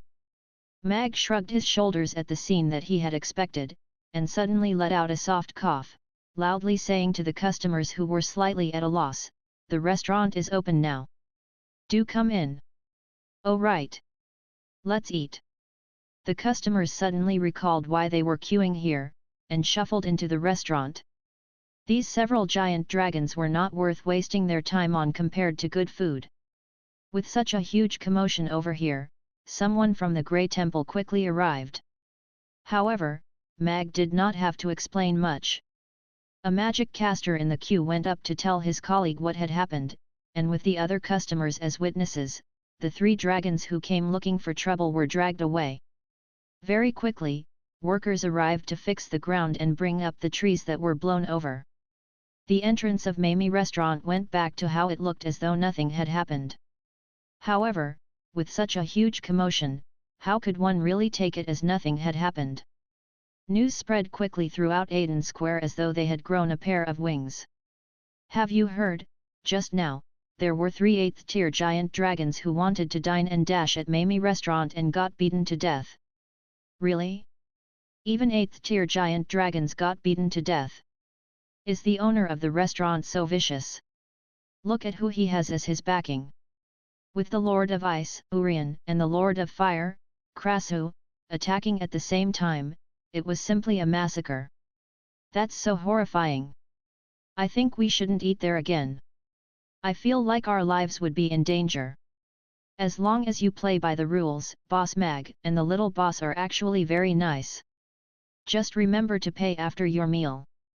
The people discussed it here and there, spreading this matter to the ears of even more people. Very quickly, everyone in Aiden Square knew one thing: dine and dash at Mamie Restaurant would cost you your life. Why have I come to Mamie Restaurant again? There are still more than 100 restaurants to try out. It doesn't seem like a good idea to keep eating in the same restaurant every day. Derek stood in front of Mamie Restaurant with an indecisive look. He hesitated for a good while before he nodded, and muttered to himself, "I guess it shouldn't be a problem to have just a bowl of rice. After that, I can try the other restaurants out." After that, he walked into the restaurant. After half an hour, Derek walked out of the restaurant with a satisfied burp. He looked back at Mamie Restaurant's signboard a little frustratedly and sighed. "Why can't I control my mouth? I've already decided on just a bowl of rice, but I still couldn't help but have 2 bowls and even a set of tofu pudding. Forget it. I'll go to the other restaurants at night. Derek shook his head and turned to leave. System, have you got the calculations out? It's such an easy arithmetic question. Do you have to take so long? Mag asked inwardly as he sat on a high stool behind the counter after the afternoon opening hours. According to the system's evaluation, this part of income is the host's unexpected windfall. According to international laws, a 20% windfall tax must be paid. The value after tax deduction is 252 million copper coins. In order to prevent the host from loafing around, giving up on the dream of being the god of cookery, and choosing to live off that money, this amount of money can only buy 0.5 strength, the system voice said. Scram! Do you think you're the world's policeman? Why are you poking your nose into other people's affairs? You're just a cuisine system, but you're even collecting windfall tax from me. Mag pouted. This system is getting more and more shameless. Also, 315 million copper coins just to buy 0.5 strength? Why don't you rob someone instead? Why should I be discriminated for the money I got with my abilities? Mag was a little displeased. The host should take note that the money was obtained with your daughter's abilities. It basically has nothing to do with you. The system is terribly sorry for your behavior of leeching off your daughter, the system said righteously. Mag opened his mouth, but realized that the system seemed to have made some sense. Amy did earn this money with her own abilities. I got my daughter with my abilities. Why can't I leech off her? Mag retorted after he quickly persuaded himself. System, are you in desperate need of money? Mag asked with a grin after he calmed down. The system is in a little need of money recently. The system's voice weakened by more than half in an instant. Just say you're in need of money, then. Seriously, we're so close. You can take all the money, Mag said generously.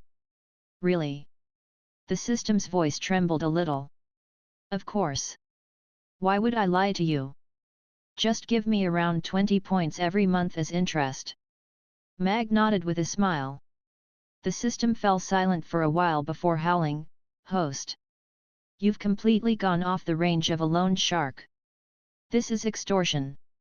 Don't be so agitated. Aren't we both willing parties? I didn't force you. Look at how beautiful these gemstones are. Once we sell them, they will become shiny gold coins. How much fertilizer can we buy with that? How many greenhouses can we build with that? When we harvest those vegetables, they will all become money that will be way more than the interest, Mag continued to say with a grin. The system fell silent again. It's all right if you don't want to borrow it. I can just leave it in the safe. There's nothing much to spend the money on anyway, Mag said nonchalantly. Host, can you lower the interest a little? Isn't 20 points a little too high? That's completely against the market rules, the system said meekly after a long silence. System, listen to yourself. Have you seen a loan shark abide by market rules? Although I'm a novice, I still need to have professional ethics, Mag said with a smile. Host, that's being ungrateful. I waived off a month's interest for you when I launched the Elephant Pay. Even when you didn't manage to reach the credit limit, the interest was only 4 points. The system was filled with indignation. No problem. I'll also give you an interest-free credit limit of 5,000 and waive off 4 months' interest for you. That's a bigger discount than yours, right?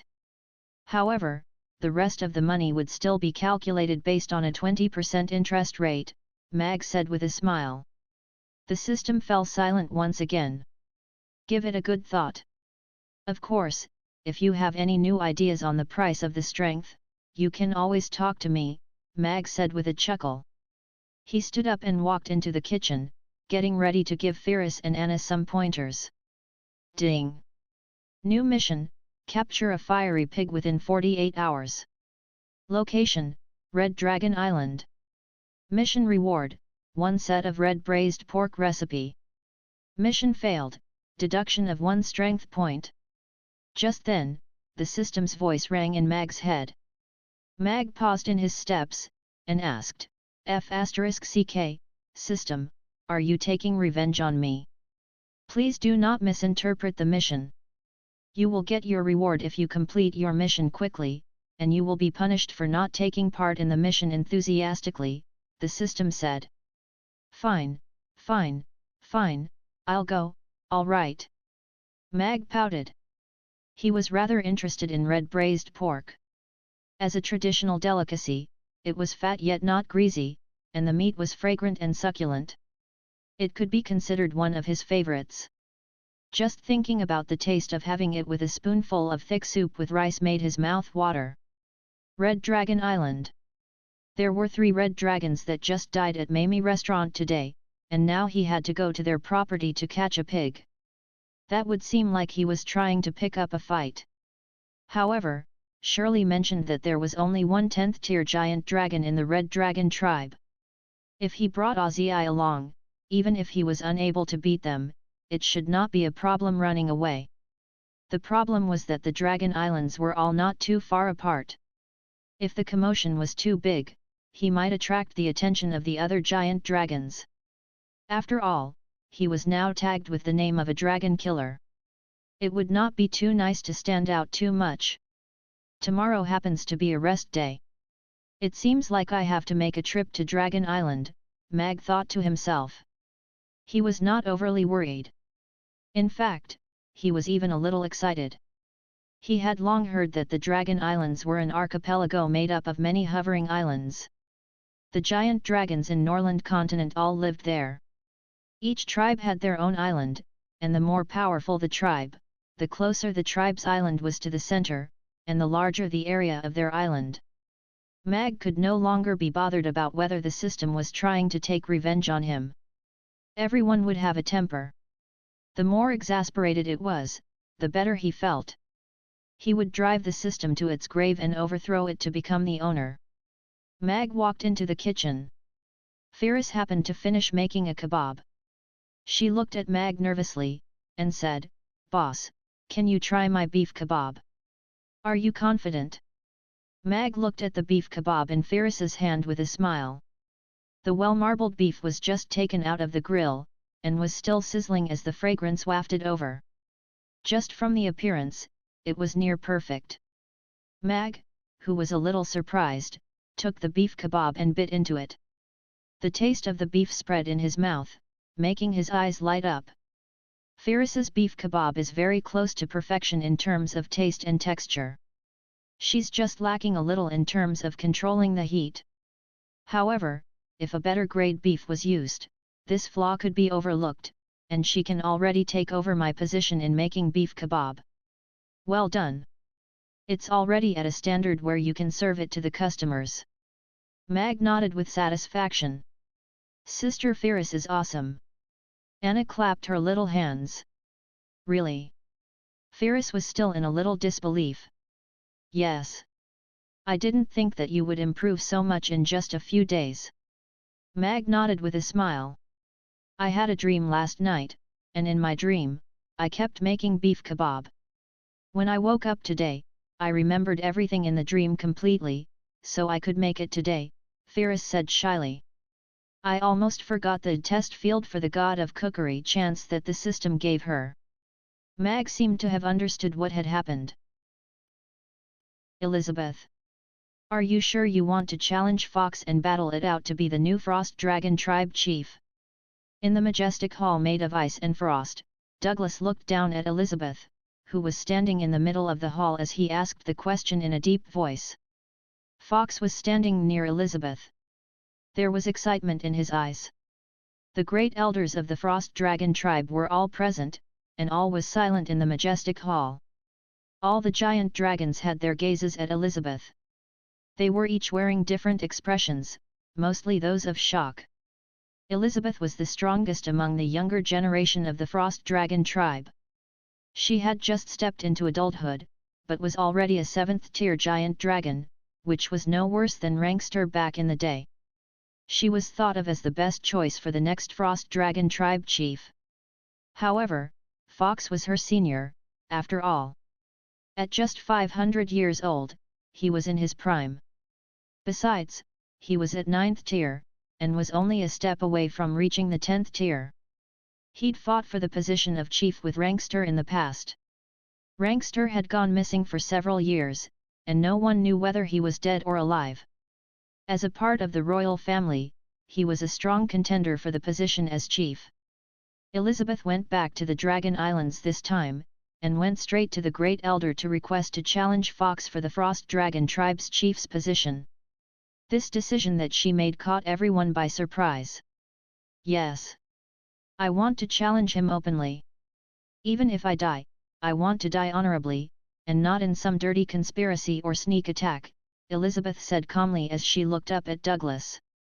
Fox's gaze did not change at all. He had already received news 2 days ago about the failed attack. It had been a foolproof plan, but he did not think that he still could not get rid of Elizabeth. However, it did not matter. Since she wanted to risk her life to challenge him, he would not mind letting her have her way and become the chief of the Frost Dragon tribe openly. A few snickers broke out as though Elizabeth told a funny joke. Douglas looked at Elizabeth. Her dark blue eyes reminded him of Rankster in the past, the resilient fellow who could always get back up every time he fell. Now, his daughter was standing here once again, challenging Fox, who was 2 tiers more powerful than her, just as ridiculous as Rankster, who challenged him back in those days. In the end, Rankster became the Frost Dragon tribe's chief, while he took a step down and became the Frost Dragon tribe's Great Elder. Was it ridiculous? Douglas did not think it was ridiculous. Most of those who found it ridiculous became Rankster's stepping stones. That was something serious. Besides, Douglas heard something from Elizabeth's words that made him unhappy. He glanced at Fox. Because he was Rankster's brother from a different mother, Rankster spared his life in the final battle, but now he actually wanted to assassinate her? Fox looked down and did not reply. He had waited for several centuries for this day. A mixed-blooded half-breed snatched the throne that was supposed to belong to him away. Now that he was finally dead, how could he allow his daughter to take the position that belonged to him? He would not spare any cost to claim what belonged to him. Great Elder, the position of the Frost Dragon tribe chief had been empty for years, and because of that, we had become the laughing stock of the other dragon tribes. Rankster is most likely dead. Fox and Elizabeth are the best choices for the new chief. Since Elizabeth has taken the initiative to challenge Fox, I think we can use this battle to choose a new chief, the second Great Elder told Douglas. I agree. The 6 elders started raising their hands one by one. I object. The 5th elder stood up. He looked at Douglas, and said, Great Elder, Elizabeth is the strongest among the younger generation of our Frost Dragon tribe, and is also the talent that is most likely to attain the 10th tier within 100 years. She is still young, and is a lot less powerful than Fox. This is a completely unfair battle. Even if a winner is produced, how would that convince the rest? I agree with the 5th elder. Elizabeth is still young. Even if we were to have a duel, we should wait another 10 years. She should at least attain the 9th tier, just like Fox, before this duel would be recognized by the tribe. If the other dragon tribes want to laugh at us, let them be. Would that shake the position the Frost Dragon tribe has in the top 10, the 7th elder said as he stood up. Ridiculous. If we wait another 10 years, wouldn't the Frost Dragon tribe be without a chief for decades? If we were to wait 100 years and Elizabeth is still unable to break through to the 9th tier, would we have to let Frost Dragon continue waiting? 5th elder, 7th elder, this challenge was raised by Elizabeth on her own. What is the intention for your interfering and opposing like this? The 2nd elder chided. All right. Douglas stopped the quarrel and looked at Fox as he said, Fox, do you dare to accept Elizabeth's challenge? Fox looked up and glanced at Elizabeth. After that, he set his gaze on Douglas as he politely said, "Since Elizabeth wants to challenge me, and is willing to battle for the position of the new chief for the Frost Dragon tribe, I am willing to accept the challenge and all its consequences." "Good. Tomorrow afternoon, the two of you will battle it out at the Frost battlefield," Douglas said in a deep voice. Great Elder, the 5th Elder and 7th Elder still had things to say. "That's decided. The Frost Dragon tribe always talk with our abilities." Douglas raised his hand and disappeared. The other elders also disappeared one by one. "Farewell, elders." Fox bowed, and when he straightened up again, his face was full of smiles. He turned towards Elizabeth and walked over, stopping by her side with a smile as he said, "You shouldn't have come back. If you hid just as your father did, I really wouldn't be able to do anything to you. One day I will kill you." Elizabeth clenched her fist slowly as she turned her head to look calmly at Fox. Fox froze. Immediately, he scoffed. He inched in towards Elizabeth, and said, "But you don't have the chance to anymore. Tomorrow, I will kill you." Fox turned and walked out of the hall. He opened his arms out, and they turned into great wings before he flew off. "Father said that as long as you're alive, there will still be a chance." In the empty hall, Elizabeth opened her right hand. A frost dragon source emitting with chill appeared in her palm. "Father, where are we going today?" Amy, who was sitting on Mag's shoulders, asked in excitement. They left the city early in the morning, and were walking on a small mountain path. "We are going to the Dragon Islands today. We're going to catch a pig there, and then go home to make the delicious red braised pork for Amy," Mag said smilingly. He decided to bring Amy along after deliberating. After all, there was only a day off every week, he definitely should bring Amy out for some fun. The fiery pig was a kind of magic beast that only lived on Fire Dragon Island. It was the favorite food of the Red Dragon. It had a 4th-tier capability because it had evolved according to the unique volcanic conditions on the Fire Dragon Island. Even Mag in his current condition could easily handle a 4th-tier magic beast. As the Dragon Islands were such an interesting place, it was not bad to bring Amy there to enrich her experience. After all, with Ozzy around, they wouldn't be in any dangerous situation. Besides, even if they were caught in a dangerous situation, they could still either escape or hide. Dragon Islands. Amy's eyes lit up. Then, she asked with anticipation, "Are we going to find little Ozzy now? I like Ozzy the most." "Yes. The Dragon Islands are very far from Chaos City, so we have to depend on Ozzy to bring us there." Mag nodded and smiled. Without Ozzy's help, the travel between these two locations would take more than 48 hours, and capturing the fiery pig would not be possible at all. Mag scaled the mountain with Amy on his back.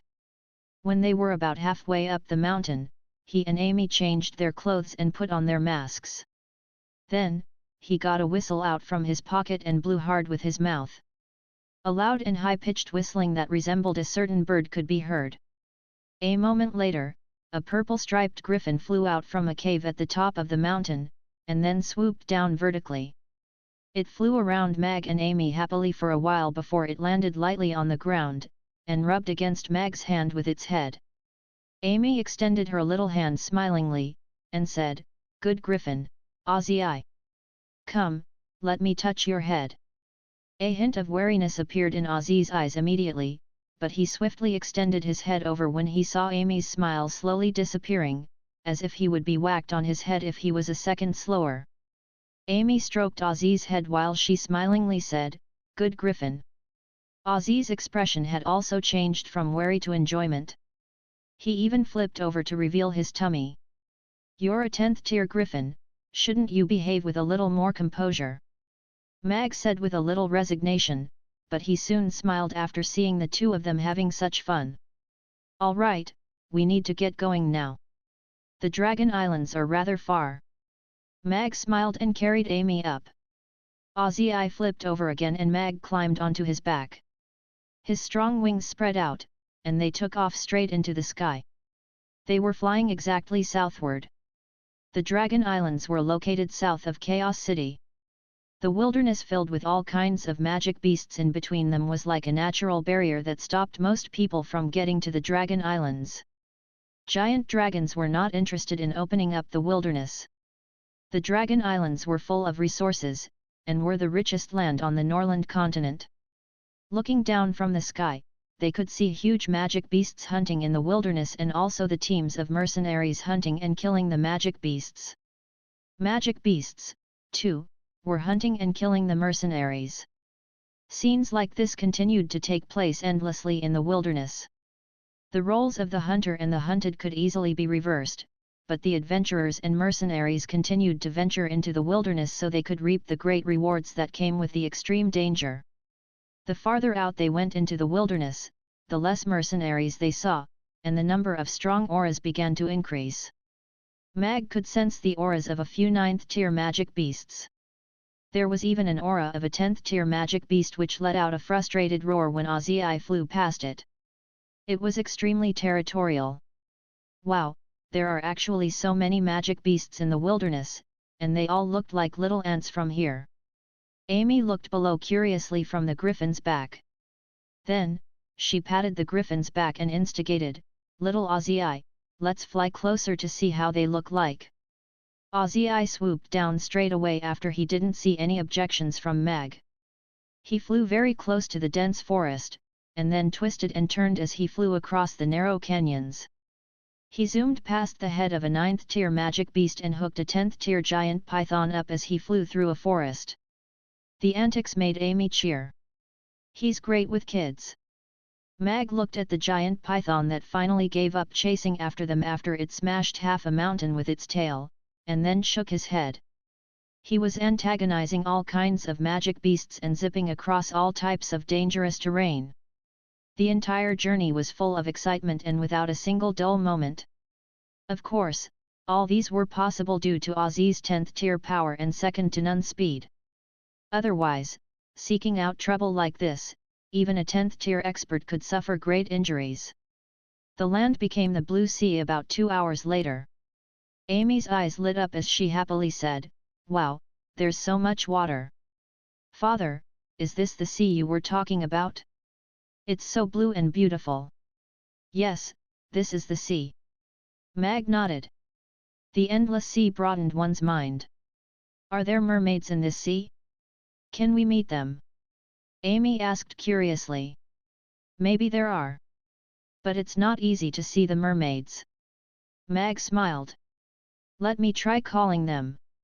Amy cupped her hands next to her mouth and shouted at the sea, "Mermaid, I am Amy. How do you do?" Thud. A dolphin leaped out of the waters, and followed a school of dolphins, as if they were replying to Amy's words. "Wow, so cute." Amy's smile became brighter. Mag watched with a smile. It was so relaxing to come out for a trip with Amy. "Look, Father. Those rocks are floating in midair." Amy pointed at the sky afar. Mag raised his head and looked at the sky afar. A black dot slowly became clear in view. Dozens of islands hovering a few kilometers above the sea appeared in Mag's view. "Is that the Dragon Islands?" Mag's eyes widened gradually.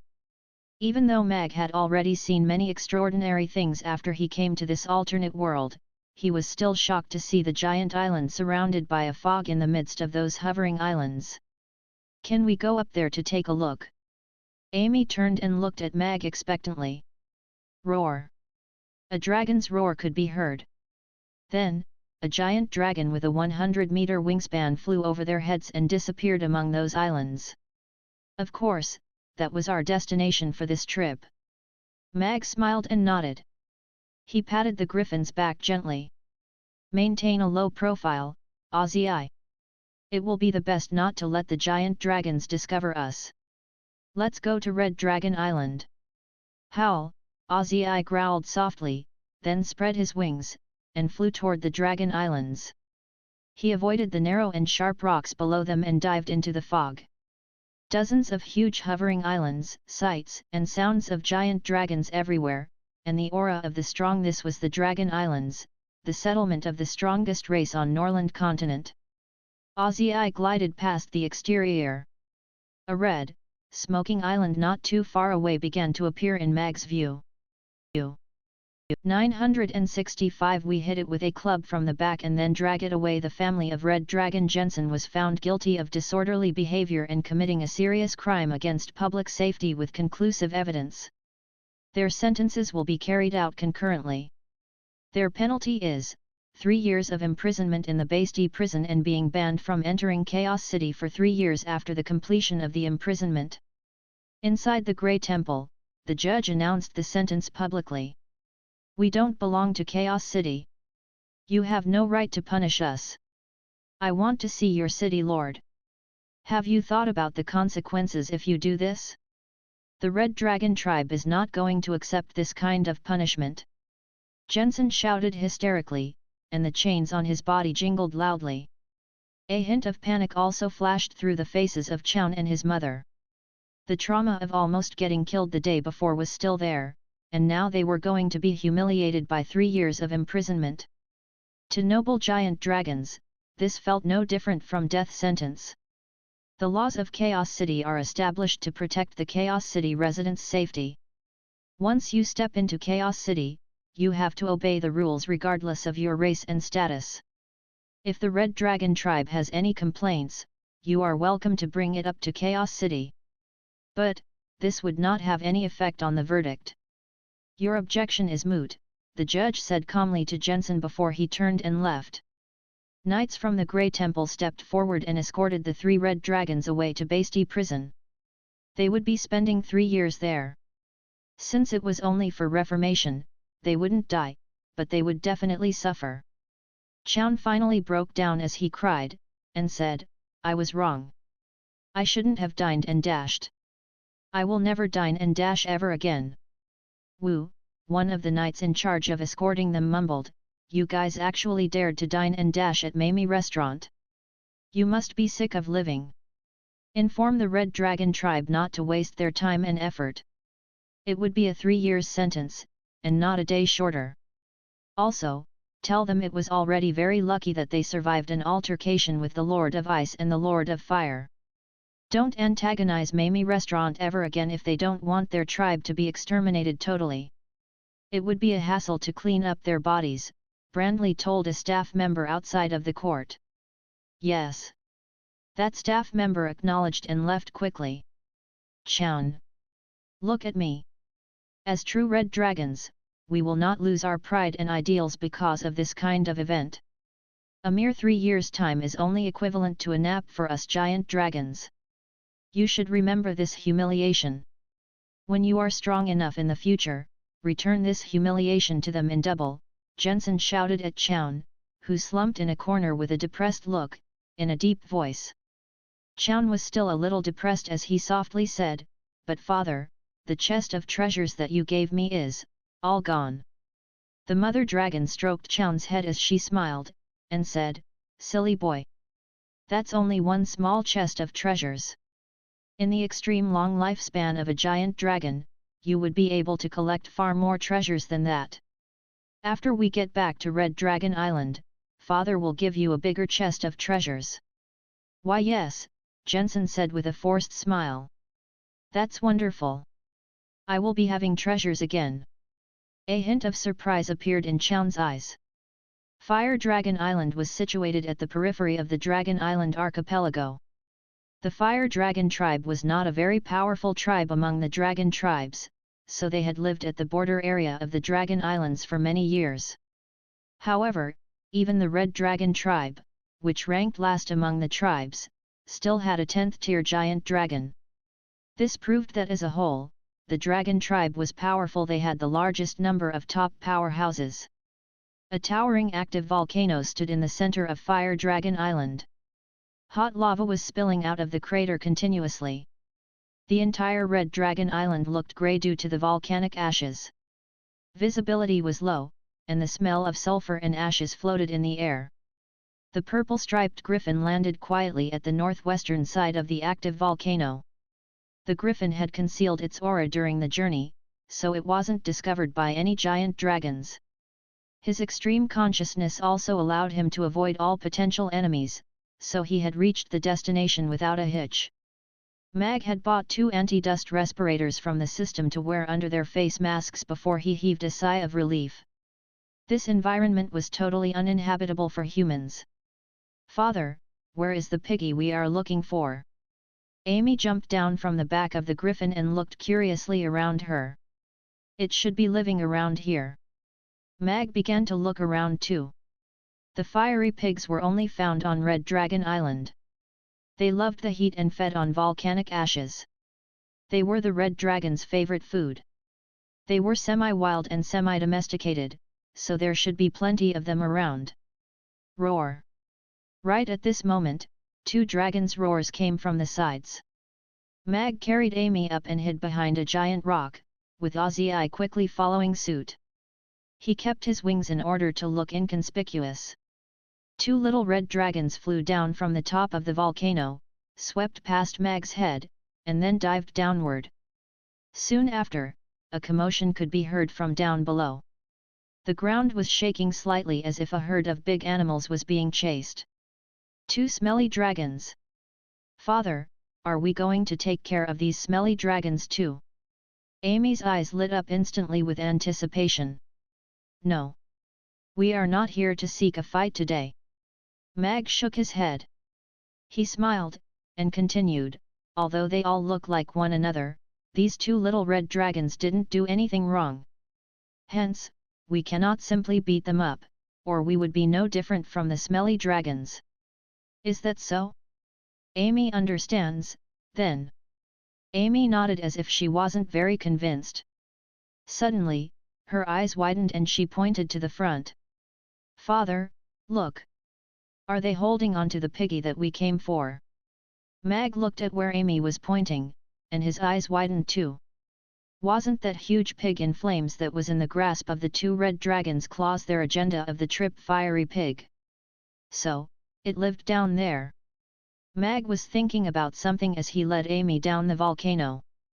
Blazing heat came in contact with their faces. Fortunately, Amy released a freezing spell just in time to counteract that heat. Otherwise, it would have been intolerable. After walking for a while, Mag suddenly halted. He pointed to a fiery pig that was eating volcanic ashes nearby, and whispered, "SHHH, see what we have found. There's a fiery pig that is by itself. Its meat texture is exceptionally succulent. But, fiery pigs are not easy to handle. Let's approach it from its back quietly. Don't make a single sound." Mag and Amy sneaked toward the fiery pig in total silence. Before Mag could act, Amy had already hit on the pig's head with a club. There wasn't any struggle. It died in peace. "Yup, that's what we do. We hit it with a club from the back and then drag it away."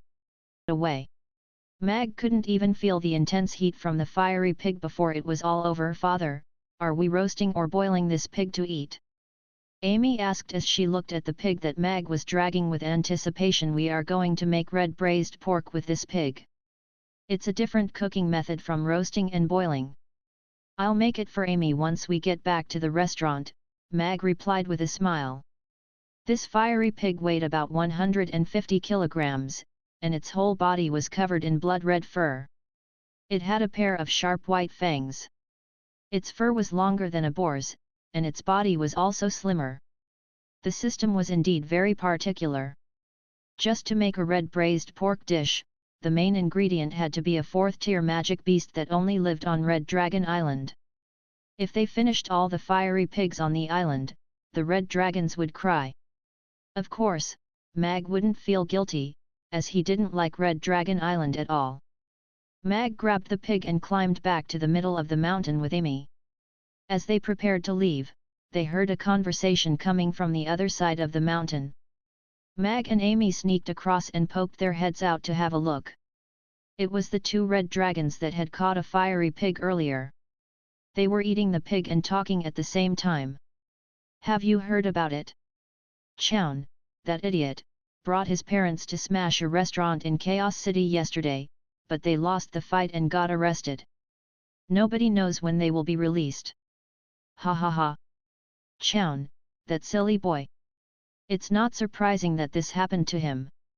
However, Lord Jensen is a 8th tier giant dragon, how did he fail to smash a restaurant? He was even arrested. That's too humiliating, right? The two little red dragons were laughing. Their words were full of schadenfreude. Seems like they're talking about that family of 3 red dragons yesterday, Mag thought. The news had indeed travelled fast. Just as Mag was about to leave with Amy, one little red dragon suddenly said, "If they're not coming back, do you think the other giant dragons will occupy their cave on the 5th peak? That is a super big cave dwelling." "Most likely not. Lord Jensen should have accumulated a lot of treasures. If the other tribe members occupied it, he would not let it go easily when he came back," the other red dragon said. Mag curled his lips before he carried Amy toward Ozzy. "Father, are we going back now?" Amy asked. "No, we are going to a place first before we go home. We are going to earn some money to cover our expenses." Mag smiled and shook his head. He put Amy onto the griffin's back, and gently said, "Ozzy, let's go to that cave in the middle of the 5th peak."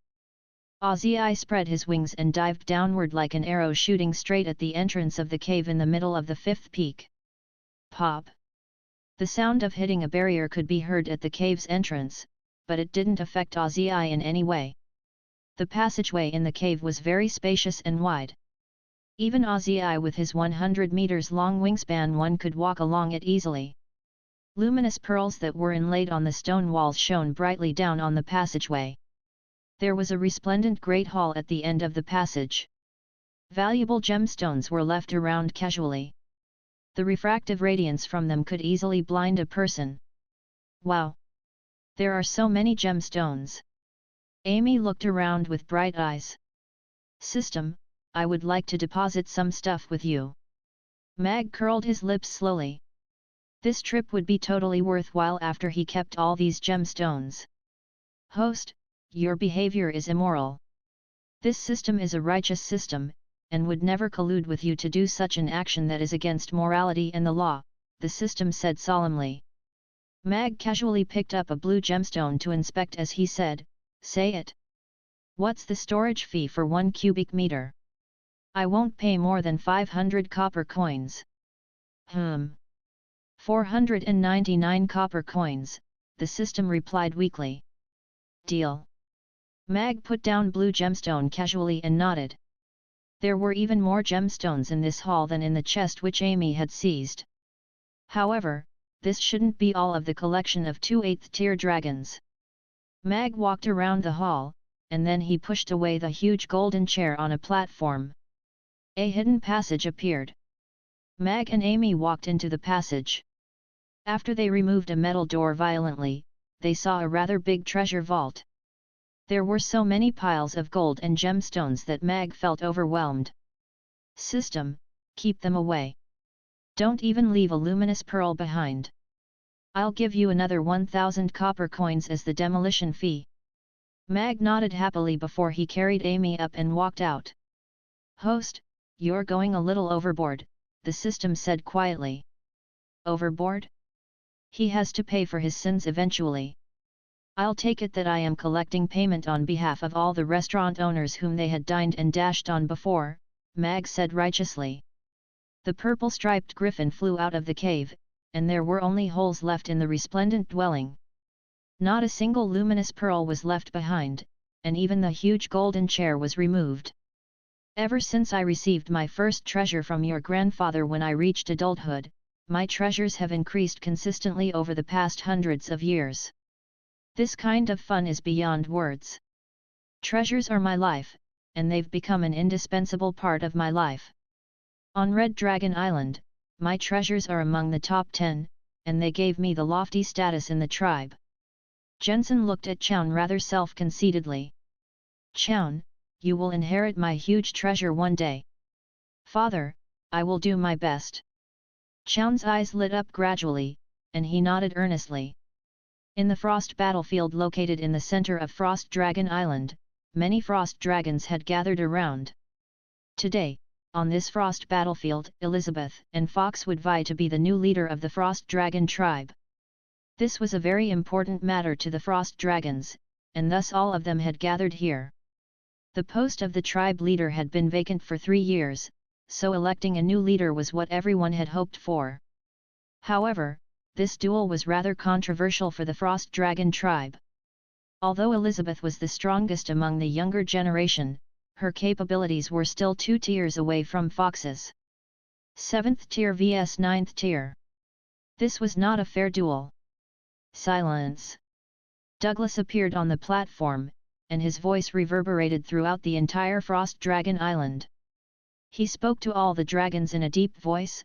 Today, Elizabeth has challenged Fox to a duel to decide the new tribe leader of the Frost Dragon tribe. Fox has agreed. After the elders voted, they, too, agreed to this duel. The victor of this duel will be the tribe's leader. Enter the arena, Elizabeth, Fox. A frost dragon with a 100 meters wingspan dived down toward the center of Frost battlefield. After keeping his wings, Fox stood in the middle of the battlefield. Meanwhile, dozens of meters away, a pattern of a snowflake lit up. Elizabeth emerged from the void and looked at Fox with an icy expression. Right at this moment, an elder exclaimed, "Elizabeth has advanced to 8th tier." 1 Yes, that's in the Ross. Not 10. Advancement to 8th tier. All the frost dragons were shocked. They looked at Elizabeth, who was standing in the middle of the battlefield, in disbelief. It was only less than a year ago that Elizabeth had advanced to 7th tier, and she advanced again to 8th tier.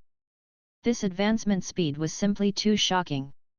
Even though Frost Dragon Tribe was one of the top 10 dragon tribes, and had 10 10th tier elders, an 8th tier dragon could still be considered as the tribe's top expert.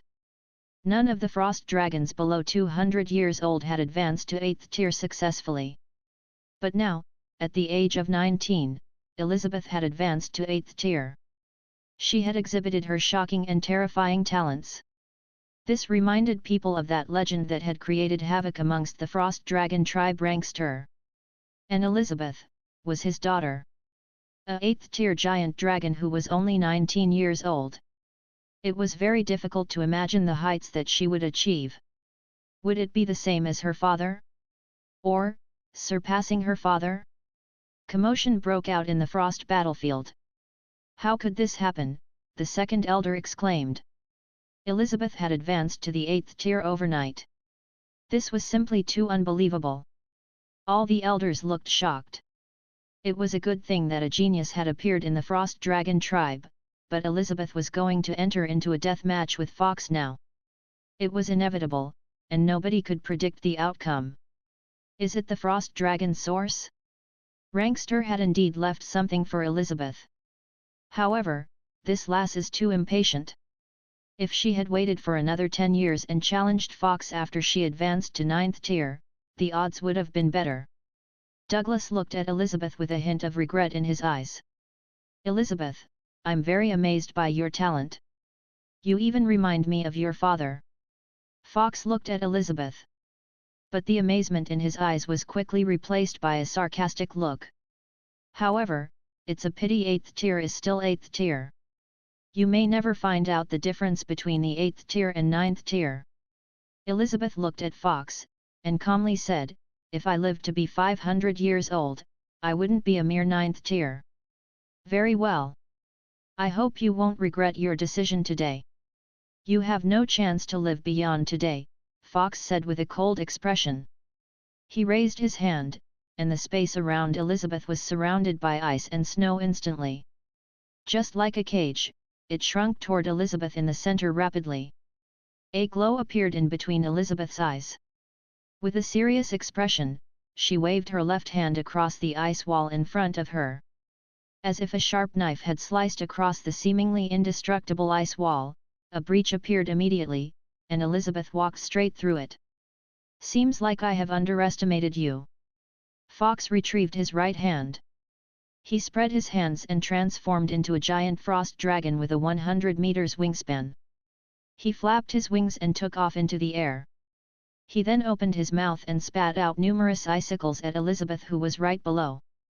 A snowflake formation appeared below Elizabeth's feet. She disappeared at the very moment that the icicles hit the ground. Then, in the sky a few hundred meters away, she transformed into a giant frost dragon that was slightly slimmer and had 90 meters in wingspan. She flapped her wings, and blades of wind together with hailstones swept toward Fox. "You're asking for death!" Fox roared angrily, and dashed straight toward the blades of wind and hailstones. A layer of ice crystal armor appeared on his body.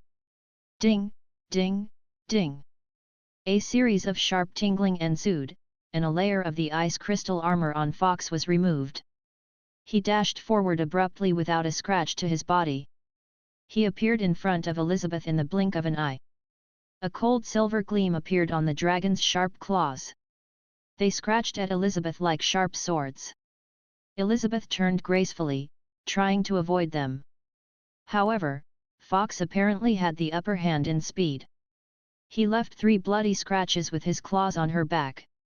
Elizabeth fell straight toward the ground. "Ah!"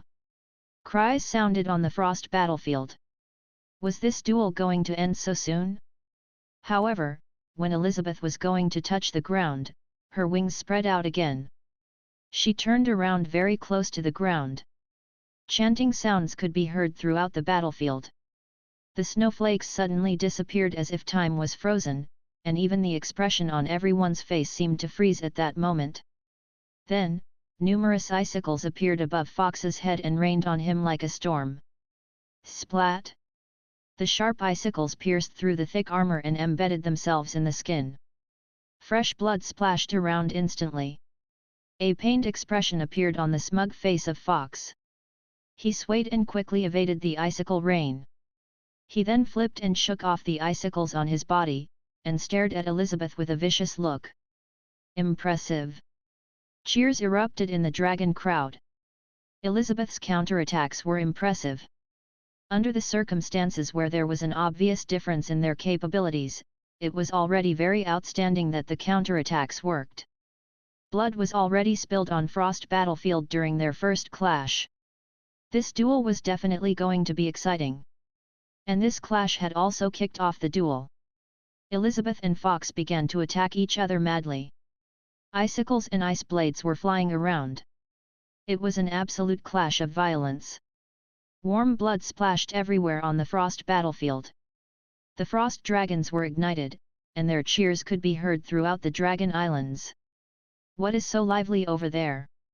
After Mag took all the treasures from Jensen's family, and was about to go home with his rewards, he looked toward Frost Dragon Island, feeling a little surprise.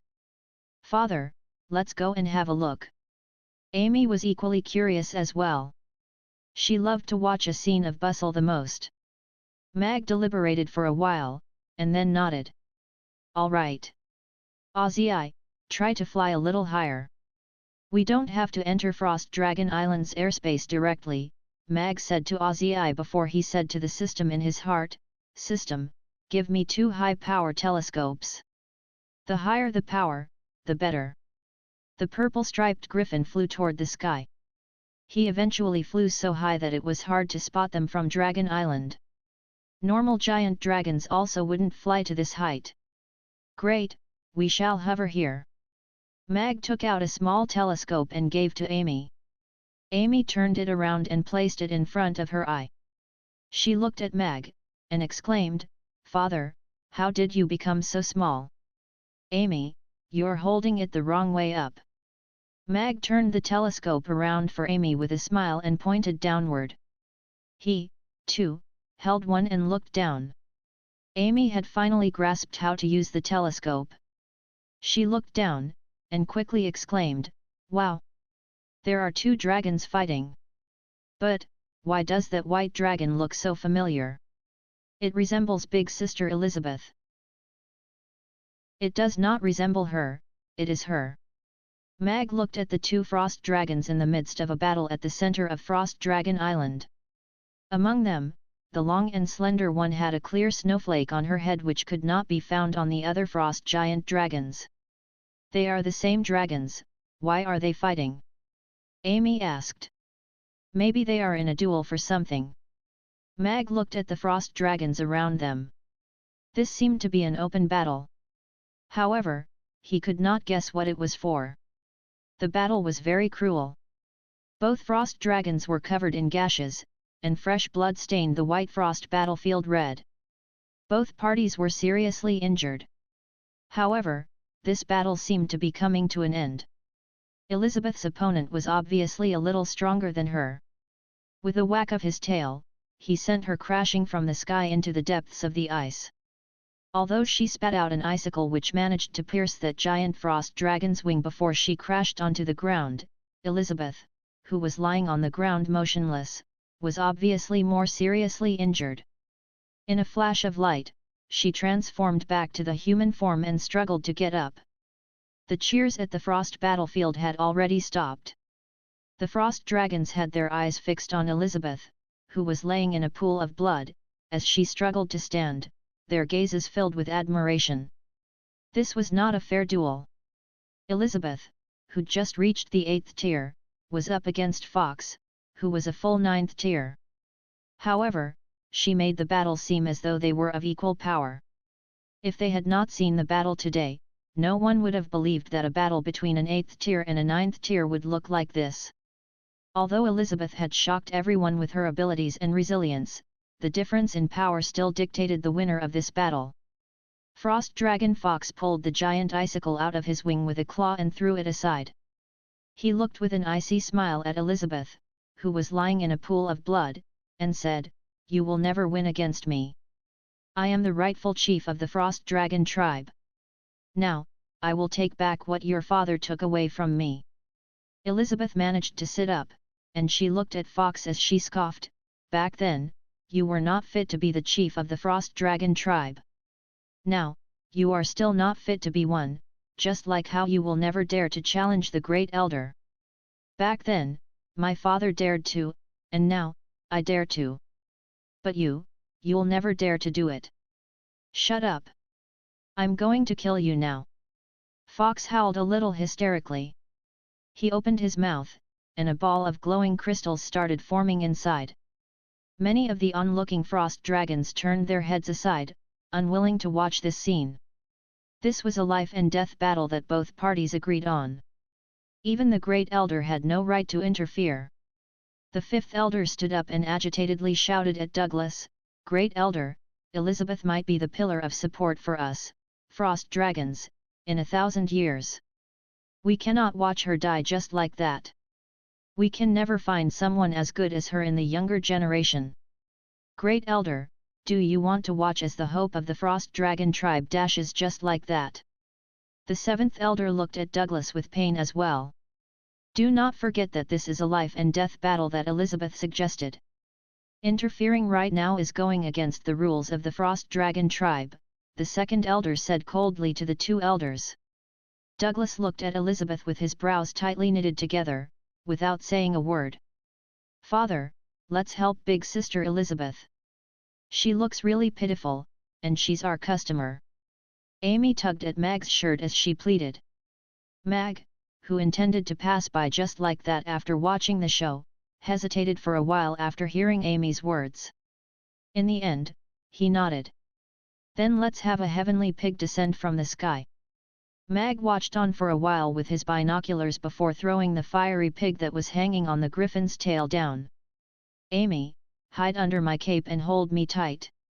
No matter what happens, never peek your head out and never let go." Mag sat down and grabbed onto a scale on Ozzy's neck. "Okay." Amy agreed and lifted Mag's cape and burrowed in. After that, she held tightly to Mag from behind. "Ozzy, dive down. We'll leave immediately after we save her." Mag patted the purple-striped griffin gently. "Howl!" Ozzy raised his head and howled before diving head down to let out a loud sonic boom as he pierced his way straight at Frost Dragon Island. It seemed as though Elizabeth's death and Fox's reign as the new chief of the tribe were set in stone. Although the Frost Dragon tribe worshipped the strong, they still felt pity about Elizabeth's loss.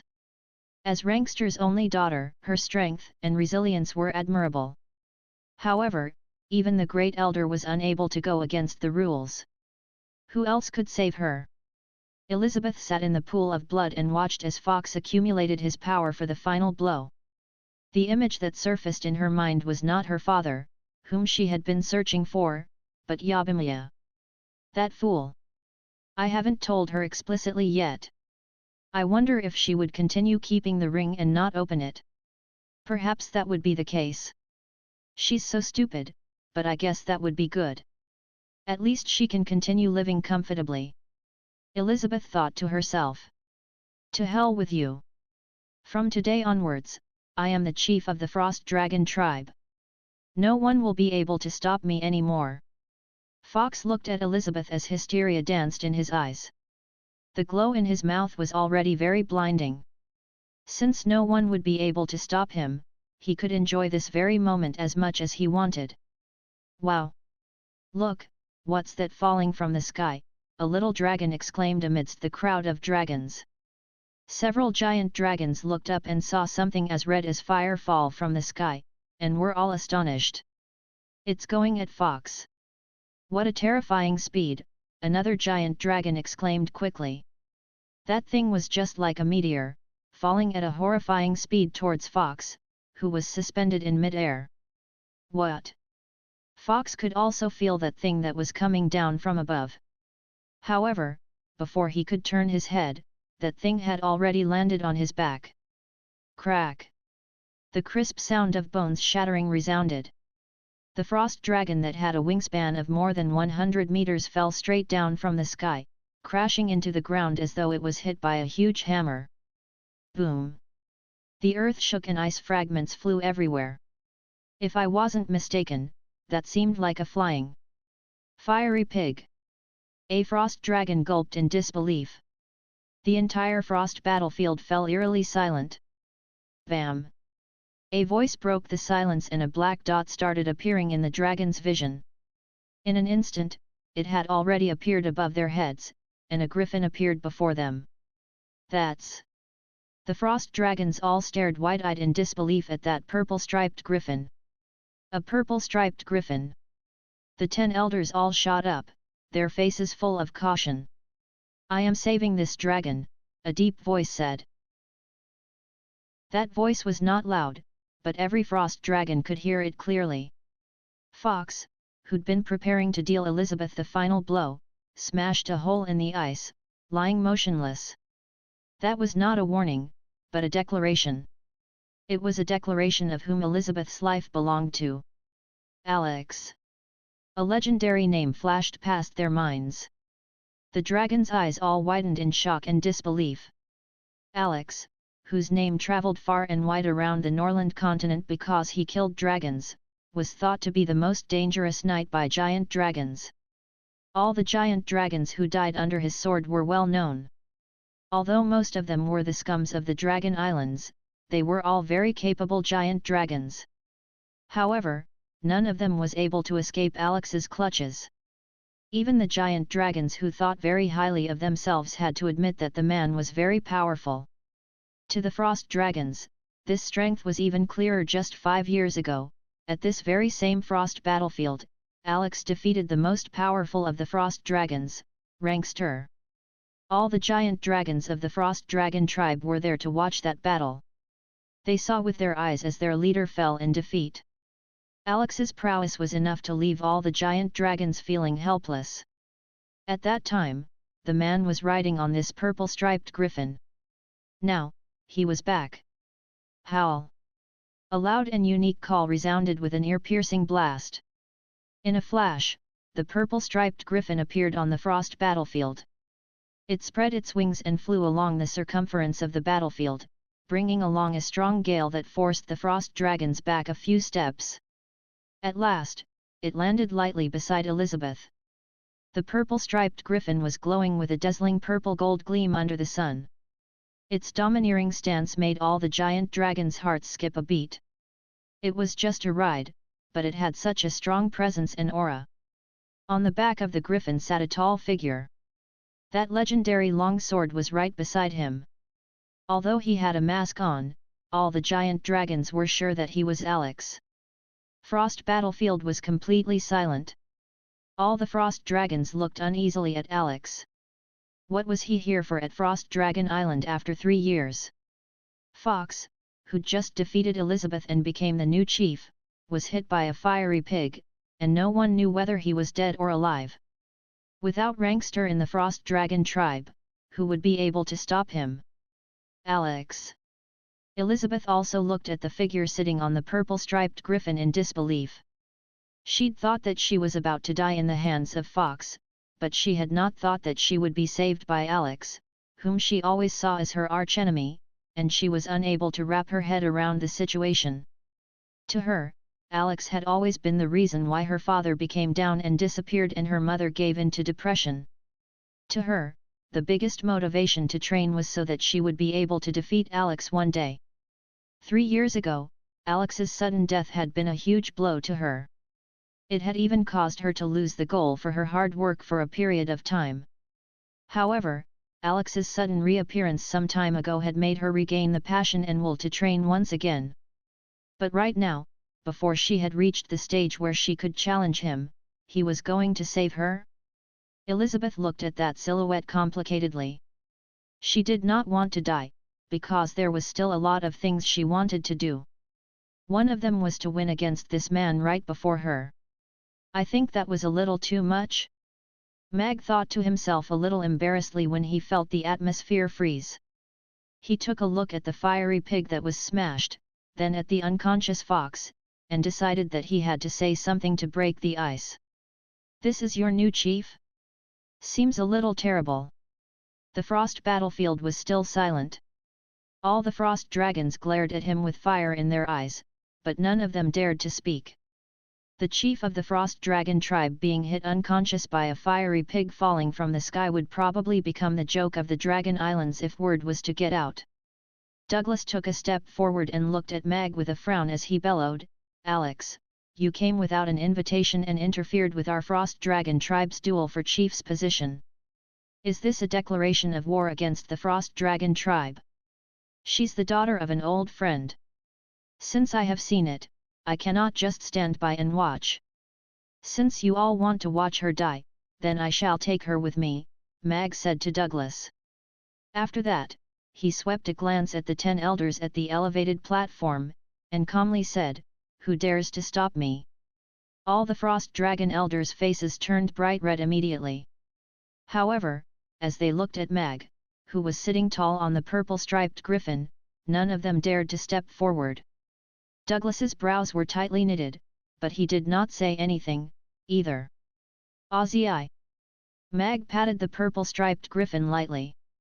The purple-striped griffin rolled Elizabeth up gently in its wing, threw her on its back, and Elizabeth landed horizontally in Mag's embrace. "Let's go," Mag said calmly. "Howl." The purple-striped griffin let out a loud cry and spread its wings as it ascended into the sky, right in front of the 10 elders' elevated platform. It let out a sonic boom, and became a little black dot in the sky in an instant. "How cocky! Great Elder, are we letting him off just like that? What about the pride of our Frost Dragon tribe?" the second elder said in rage. "If you're unhappy about it, you can catch up to him and ask him for a fight," Douglas said calmly as he glanced at the second elder. The second elder's face grew bright red, he was stumped. When have the dragon tribes had any pride in front of Alex and Irina? "Even if word gets out, others would just feel sympathy for us," Douglas said with a complicated look on his face as he watched the black dot disappear on the horizon. When the other dragons heard that, they felt a little indignant. When were the giant dragons reduced to being bullied by a human knight and an elf? This was too much. Douglas retracted his gaze and looked at Fox, who was badly battered and lying behind him, with a frown and said, "Carry Fox down to treat his injuries. There is no winner in this battle. The position of chief will continue to be empty." The second elder came forward, and said a little agitatedly, "Great Elder, if Alex had not suddenly appeared and interfered with the battle, the winner would have been Fox. All of us witnessed it. It is against the rules to conclude it that way. Fox is already the new chief of the Frost Dragon tribe. I agree with the second elder. I agree too. Very quickly, another 4 to 5 other elders stepped forward to concur with him. The chief of the Frost Dragon tribe needs to have outstanding capabilities, and most importantly, a heart for the tribe. It cannot be someone who is calculative about his personal gains and losses. Back then, I had multiple chances to kill Rankster, but I've never thought of killing him. That is why the Frost Dragon tribe could regain its place as one of the top 10 dragon tribes, Douglas said as he looked at the elders. He continued in a cold tone, but today, he only wanted to kill Elizabeth. The purple-striped griffin that was flying at supersonic speed had left the Dragon Islands miles behind him in a flash. Mag carried Elizabeth horizontally and felt the ball of softness at his chest. As he silently cursed this icy beauty for maturing overly perfectly, he was also silently controlling himself. He did not want to take advantage of the lady, but Elizabeth looked as though she could die any moment, and even if Mag wanted to put her down, he was worried that if she were to fall from the height of a few thousand meters, she might end up as a lump of flesh and blood just like that fiery pig. Elizabeth's mind was blank at this moment. She had never had any physical contact with a man before. Now, she was carried in a man's embrace, and this man was actually the enemy that she had spent several years thinking of defeating. However, the battle had used up all of her energy, and her injuries had caused her to lose control of her body. Even moving a finger had become wishful thinking. She could feel the strength and power in the arms carrying her. The areas that were in contact felt burning hot, and she felt utterly ashamed. She even wished that she could just lose consciousness since she was unable to break free.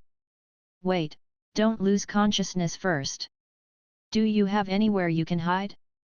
Or is there somewhere I can send you to? Mag asked as he looked at Elizabeth, who was blushing with her eyes closed.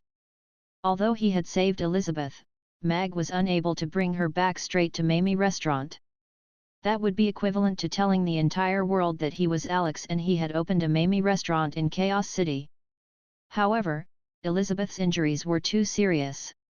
It would be very unlikely for her to recover on her own, and she would need someone to take care of her and give her timely treatment. Otherwise, even if she didn't die, it would probably take a very long time for her to recover. Somewhere to go.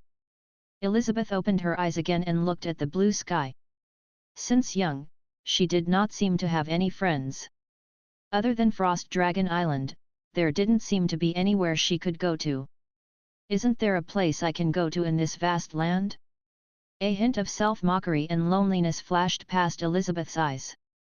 Suddenly, a figure appeared in her mind. There's an ice cream shop, in Chaos City. After saying that, Elizabeth's head turned and she fell unconscious. An ice cream shop? Isn't that my ice cream shop? Mag stared at the unconscious Elizabeth and was troubled. Hey, young lady, you can't be so irresponsible. How can you just throw all your problems to me? Mag was completely at a loss. Saving Elizabeth was just a casual act of help, but he did not think that it would now become a burden that he could not shake off. Now that he had saved the dragon, how he should deal with it became his biggest problem. Is big sister Elizabeth going to the ice cream shop? Would she get better after having ice cream? Amy crawled out from behind Mag and looked curiously at Elizabeth, who was in Mag's arms. I guess so. If it's not that she wants ice cream before she leaves. Mag shrugged and looked at Elizabeth, troubled over how he should settle this. He would naturally not be able to bring himself to throw her down. After all, Amy was watching right beside him. However, it was not possible to bring her straight home. That would be no different from bringing her straight to the ice cream shop. How frustrating! If father was to bring big sister Elizabeth home, then she would have to sleep with him on the big bed. Big sister Irina would probably mind that, right? Do you need me to talk to her? Amy mumbled at the side as she troubled over it too. Mag suddenly shivered and almost fell off the griffin's back. He turned his head to glance at Amy. When did his cute daughter become a little spy?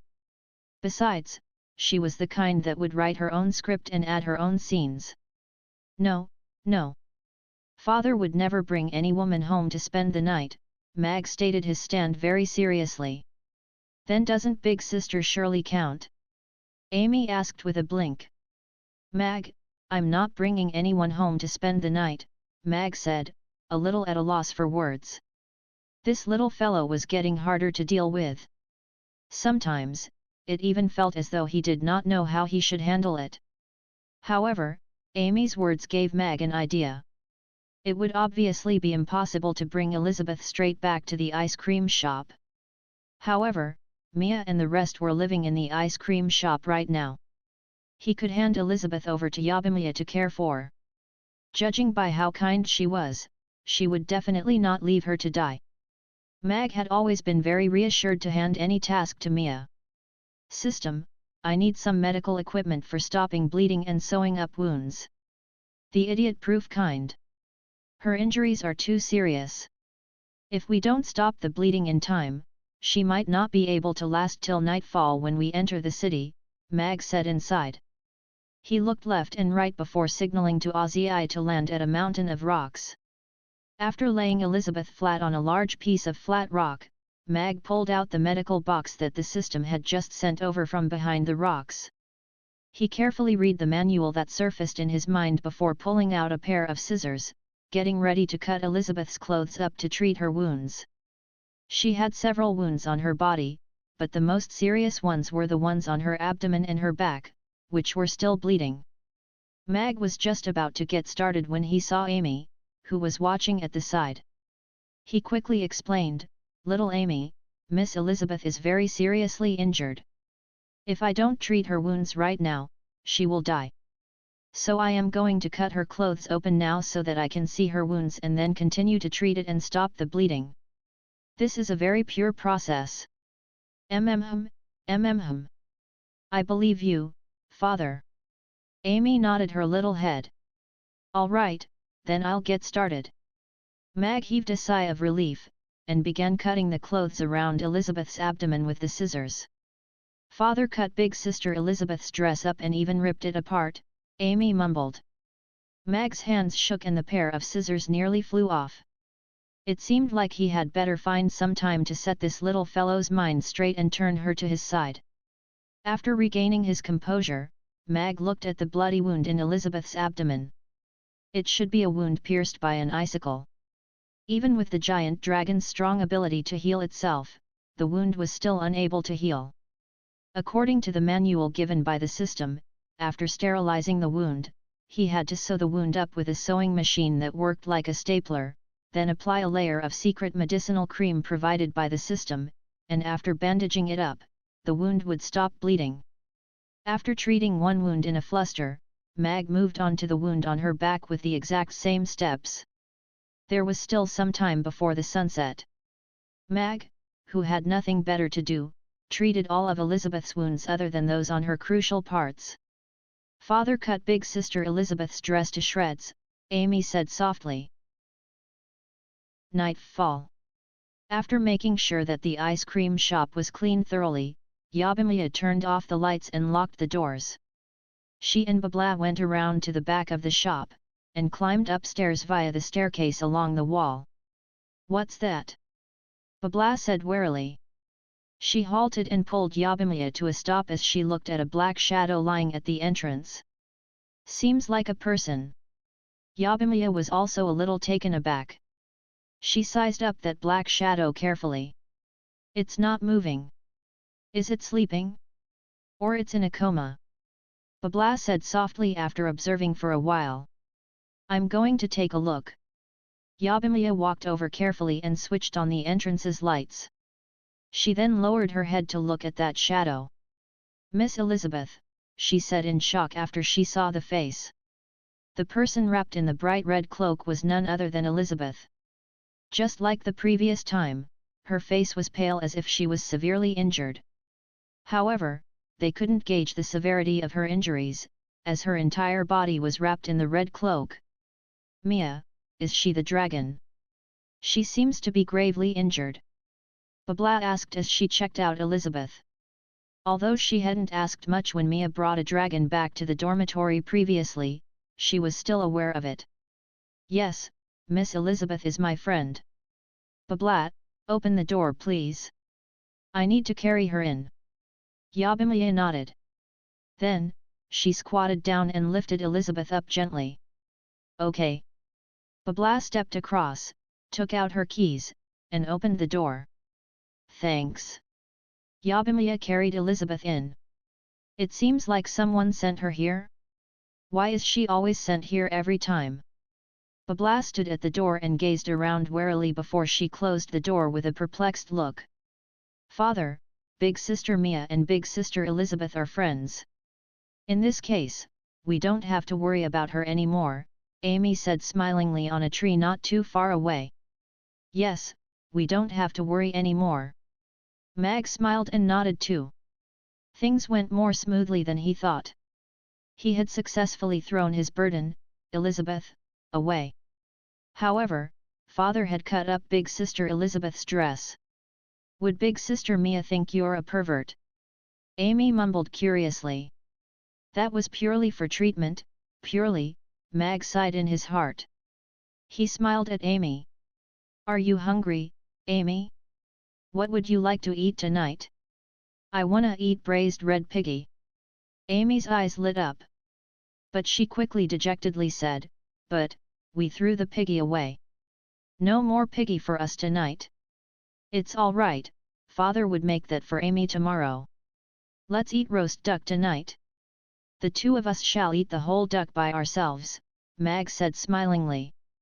Yes, yes. Amy nodded her little head. The two of them jumped down from the tree and walked toward Mamie restaurant. What happened, in the room? Yabimia gasped after she looked at Elizabeth after she unwrapped the bright red cloak. Maybe she met a pervert? The legendary sadist. Babla was shocked too, and there was a tinge of pity in her eyes. Elizabeth had dozens of cuts on her body under the cloak. She was bloody, her white skirt was shredded, and her snowy white skin was exposed in the air. She looked so pathetic as if she was just bullied by a pervert. A sad-looking Yabimia suddenly noticed the wounds on Elizabeth. Her eyes lit up and she looked through Elizabeth again. She shook her head, and said, no. The parts that were cut all had a wound, and the wounds were treated. Although we don't know what meds were used and many parts were shredded, there are no signs of violation on the chest and that part. Maybe someone had saved Miss Elizabeth. That seems like what happened. Babla scrutinized the wounded person carefully and nodded in agreement. But, she added, but, that person must be a pervert. There's no way a normal person would cut dozens of holes in a girl's skirt. I don't know what happened to Miss Elizabeth, but she's too seriously injured. We have to get someone to treat her as soon as possible. Yabimia was a little anxious. I don't know healing magic. Babla shrugged to indicate that she couldn't help. Aisha left, Mia paced around in the room anxiously. Suddenly, her eyes lit up. Yes. There's still Big Sister Zixie. Babla, look after Miss Elizabeth for me. I'll be back soon, Yabimia said before leaving quickly. Babla stood in the room and looked at Elizabeth on the bed. She perplexedly mumbled, why is a powerful frost dragon always coming here to look for Mia after she got seriously injured? Big Sister Zixie. Big Sister Zixie. Yabimia was knocking on the door of the magic potion shop. Soon, Zixie opened the door of the magic potion shop. She asked the anxious Mia with a concerned look, Mia, what's going on? Lulu appeared behind Zixie, and put a piece of warm clothing on her shoulders quietly. Yabimia ignored that blatant show of love. She urgently said, Big Sister Zixie, can you help me to save my friend, please? She is seriously injured. Of course. Where is she now? Zixie agreed without even giving it a thought. Yabimia beamed, and swiftly said, in my dormitory. I'll bring you over. All right, let's go. Zixie nodded. She came out and held Mia's cold hands in hers. As they walked, she consoled, "Don't worry, everything is going to be fine." Lulu followed her out silently. He closed the door gently and then followed behind them. "Just as I expected. It seems like I don't have to worry anymore." Mag, who was standing at the door, turned and went into the restaurant in a relaxed mood. Amy sat on a bar stool behind the counter. She looked at the sad-looking ugly duckling sitting on the counter as she consoled, "Ugly duckling, even though we didn't bring you along for the trip again this time, it's all right. Because things like this are going to happen frequently in the future. You would get used to it slowly." "Meow," ugly duckling whined pitifully. "Do not talk like a cat," Amy warned seriously. "Meow, meow," ugly duckling cried even more pitifully. "You must remember that you are a duck. No matter how ugly you are, you can't give up on yourself. If I didn't give up on you, how could you give up on yourself?" Amy squeezed ugly duckling's fat cheeks before she looked into its eyes seriously, and said, "Now, learn to talk like a duck with me. Quack, quack, quack. Meow, meow, meow. It's quack, quack, quack. Meow, meow, meow. Ow, ow." Saving a life is a good deed. Furthermore, 19 placed her hand in Lulu's big hand, and smilingly said, "With Lulu around, it's not cold at all." Hee hee. Lulu smiled bashfully before placing the coat back on Zixi again. Yabimia, who had a lot of words of gratitude to say initially, suddenly choked on her words. There was only one word in her heart now: goodbye. "All right, Mia, you have to go back to take care of that lady now." She had exhausted her physical and mental strength greatly. However, it's fortunate that her wounds were treated in time, so the situation is not too bad. After she wakes up tomorrow, she will be able to move around freely. But, to recover fully, she'll have to at least rest for a month, Zixi explained with a smile. "Got it." Mia watched Lulu and Zixi walk away hand in hand for a distance before she turned about and went in. Although Elizabeth, who was lying on the bed, was still wearing that shredded skirt, the horrible wounds on her had already healed and became light red scars. Blood had also returned to her pale face. The life magic that Zixi used had a great healing effect. What happened to Miss Elizabeth after she left here? Why is she so severely hurt? Yabimia looked at Elizabeth and felt sorry for her. "I have to change her out of these clothes. She would feel bad if she wakes up and sees her clothes like this, right? Even though we don't know who treated the wounds for her, like what Babla said, this treatment method is so perverted," Yabimia thought. She went to get a basin of water and wiped Elizabeth's body. Then, she went to the cupboard to get the pajamas that she wore previously and changed them for her. After she kept everything, Yabimia, who had changed into her pajamas, stood next to the bed and looked at Elizabeth. She mumbled, "It should be fine that I sleep next to her, right?" At the same time, Mag, who had just tucked Amy in, lay on his bed to enumerate his rewards today. Ding! Congratulations on completing the mission, you have captured a fiery pig successfully. You will be rewarded with a copy of the red braised pork recipe, and it's already in. The system's voice sounded in Mag's brain.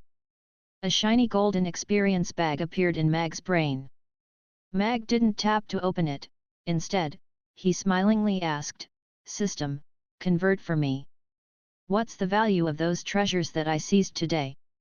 Based on the recent market valuation, the estimated value of the treasures seized by the host today is roughly about 1.530 billion copper coins, the system replied rapidly. Interesting. The smile widened on Mag's face. Today's trip was a fulfilling one. Besides getting the red braised pork recipe, he even got 1.5 billion copper coins. System, I have 1.5 billion here and 300 millions downstairs, which is a total of 1.845 billion copper coins. I'll like to buy 2 strength points from you so I can return to my peak form. Deal. Mag asked expectantly in his heart. Although 1.8 billion was a huge sum, if it could restore him to his peak form, he wouldn't hesitate to throw it all to the system. No, the system's answer was quick and decisive. Not even 1.8 billions? System, ain't you getting too greedy? Mag frowned. Please respect this system, host. This is a god of cookery cultivation system, and not a system that you can pay to upgrade. Although paying would make one stronger is an universal law, this system is one with his own morals and bottom line. Improving the host's capabilities is to make sure the host could protect himself in this alternate world while he is working on improving his culinary skills. But, the host has to remember his priorities. You came to this world to be punished. You have come to become the god of cookery under this system's supervision, and at the same time undertake the great mission of conquering this world with Earth's cuisines. You are not here to conquer this world with might. The system's righteous voice sounded. Therefore, you are not selling it. Mag frowned. Sell? Of course, I'm selling it, the system answered quickly. However, the host's capabilities increment has exceeded this system's predetermined range. To prevent being struck down by lightning if we were discovered by God, this system has to impose necessary restrictions on your capabilities upgrade. The meaning is... Mag frowned even harder. The host is only allowed to buy 0.5 strength points from the system in a month. The system will do an evaluation after a month to decide if the host is allowed to purchase again. At the same time, the system will not open the purchase permission for strength points after 8th tier. The host will have to complete an assigned mission first before receiving the permission, the system replied. No negotiation. No negotiation. Mag sighed. It really made him feel melancholic to have money that he couldn't spend. What gave Mag a bigger headache was that the last 2 strength points couldn't be obtained by purchasing. Judging by the system's decisive tone of voice, it should be non-negotiable. It had to be the setup determined by God. This put an end to his intention of buying all the strength points he needed using the huge sum of money he would get after selling his shares of the steam engine locomotive. The most imminent part of improving his capabilities was to return to his top form so he could go to Wind Forest to rescue Irina and defeat all his enemies from the past. The peace negotiation treaty would be signed 3 months later. If all the races failed to reach a consensus then, Norland continent would most probably fall into chaos. He had to make sure that he had the ability to protect himself before that happened. He might not be able to save this world, but he had to protect Amy properly. In this case, I shall use 300 million to buy 1 strength point, Mag said in his heart. The earlier he bought it, the earlier the waiting period would pass. It was a simple rationale that even he could understand. Ding! 300 million's worth of gemstones was already deducted, 0.5 of a strength has already been delivered. Would you like to activate it with the 7 thunder strikes now? Wait a minute. Mag jumped down from his bed instantly and walked to the balcony as he said, System, try to keep a low profile. Don't let people notice it. Relax. It's safe when this system does the thunder strikes, the system consoled. Crack. Boom. 7 bolts of lightning lit up the sky and woke many people up from their dreams.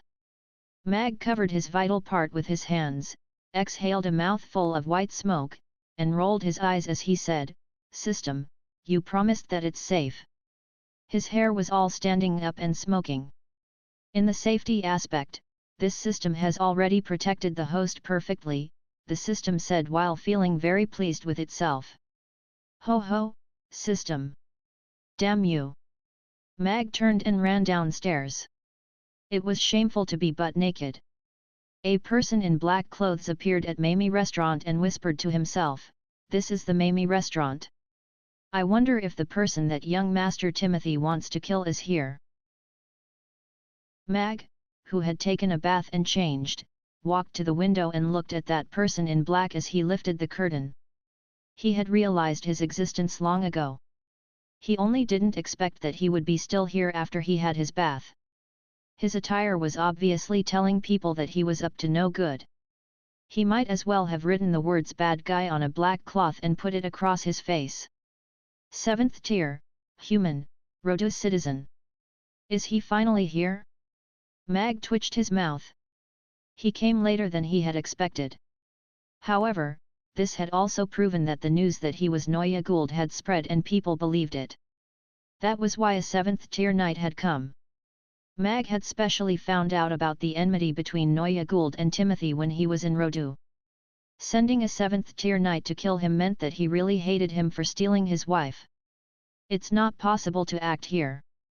Urian's intense spiritual power would be able to sense everything that happened around here, and there is no rainstorm to camouflage the sounds. Another suitable murder location is needed. A hint of ponder appeared on Mag's face. I've heard the rules of Chaos City are very strict. I have to confirm that the person I'm going to kill is Noya, and I can't leave any traces behind. Otherwise, it would be bad if I am caught by those guys from Grey Temple. Downstairs, the person in black, Kassadin, had some hesitation and caution on his face too. He moved toward the restaurant's door slowly, and a cold gleam could be seen from his sleeve. Did Timothy send you here for me? Right at that moment, a calm voice could be heard from the second floor's window. Kassadin, who was about to grasp the door's handle, froze. Then, he raised his head to look at Mag, who was standing by the window. This guy looked exactly like the painting he hid in his bosom under the moonlight. He was the target of this trip. It seems like you know what I came for, Noya Gould. Kassadin released the door handle and took 2 steps back. He smirked at Mag. Since this is the case, why don't you come down and let me kill you straight away? It will save you some pain and save me some trouble. Why not? You have oversimplified your mission. You ain't a competent assassin. Mag placed his hand on the window and leaped down. He curled his lips as he said, "Come chase after me. I'll let you kill me if you catch me." He ran as soon as he finished saying that. Whoosh, whoosh, whoosh. Poisonous arrows and all sorts of darts flew at Mag from behind, but they all missed him narrowly and landed on tree trunks and rocks. This chap has rather good luck. He actually escaped from all of them. Kassadin frowned and looked to the second floor's window with a sinister smile. He seems to have a half-elf daughter, and young Master Timothy wants me to bring her back alive. But I should go and kill that chap now. He's running toward an isolated place, which is just to my liking. A dark shadow went into the darkness and followed after Mag. Aiden Square was huge, and Mag led that guy around in a circle in the square. He finally stopped at the remote stone forest. It was diagonal to Mamie Restaurant, so even if something happened, nobody would suspect it had anything to do with Mamie Restaurant. Under the cold moonlight, the terrain here was the miniature version of the Goblin Stone Forest on Vic Mountain. The 4-5 meters tall huge rocks looked rather spectacular, but under this cold moonlight, they looked rather eerie instead. Why did you stop running, chap? Kassadin stopped at a 5-6 meters distance and smirked at Mag. This chap's speed was beyond his expectations.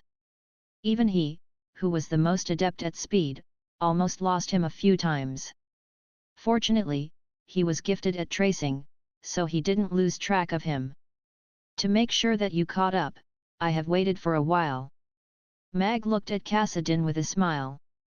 After his advancement to 7th tier, he could feel a sense of power in his body. This made him want to try it out. This opponent, who was also a 7th tier, was a good practice subject. Ah, chap, quit boasting. Kassadin's face darkened as he drew a short sword from his waist, and coldly shouted, "Under the orders of young Master Timothy, I have come to claim your life." Mag drew out his long sword, and solemnly said, "Since this is the case, a duel is inevitable." Duel? Ah, you are a mere 4th tier. What capacity do you have to duel me? This is only a massacre, Kassadin said disdainfully. He took 1 step forward and straight into a void. When he reappeared, he was already right in front of Mag. However, All his actions suddenly halted at this instant. His widened eyes looked downward slowly, and stared at the long sword that was driven into his heart with disbelief. Why you couldn't be that fast, don't sprout nonsense, I am very lasting. Mag took a step back with a serious expression. He removed his long sword, looked at the discontented Kassadin, and grudgingly said, "It's you who is too slow. You're so slow that I am a little disappointed. We are both 7th tier, but why are you so lousy? Boring." Kassadin's eyes widened again as he said with difficulty, You are not. Noya, congratulations, you are correct. A strike is your reward. The long sword in Mag's hand struck again and slashed his throat. After wiping away the blood on the long sword with Kassadin's clothes, Mag processed the scene meticulously. He backtracked his steps, removed all the traces, and took away all the weapons that Kassadin had thrown out earlier.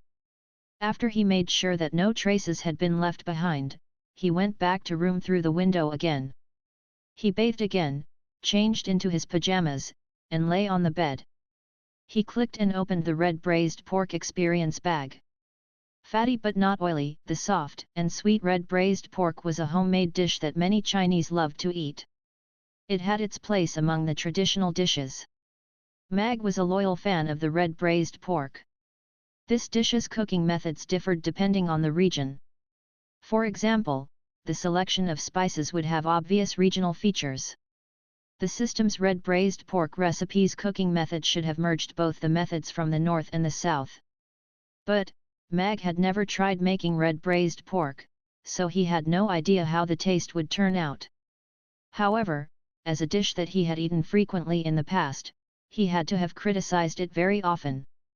Now, as he looked back, he'd been a young punk.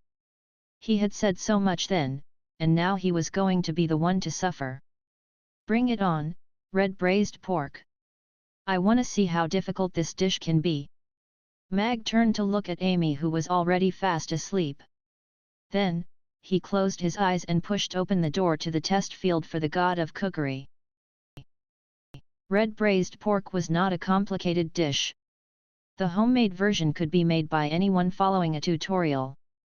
The bad part was that Mag had made too many unreasonable requests in the past, and now they were going back to him. Fail. Fail. Fail again.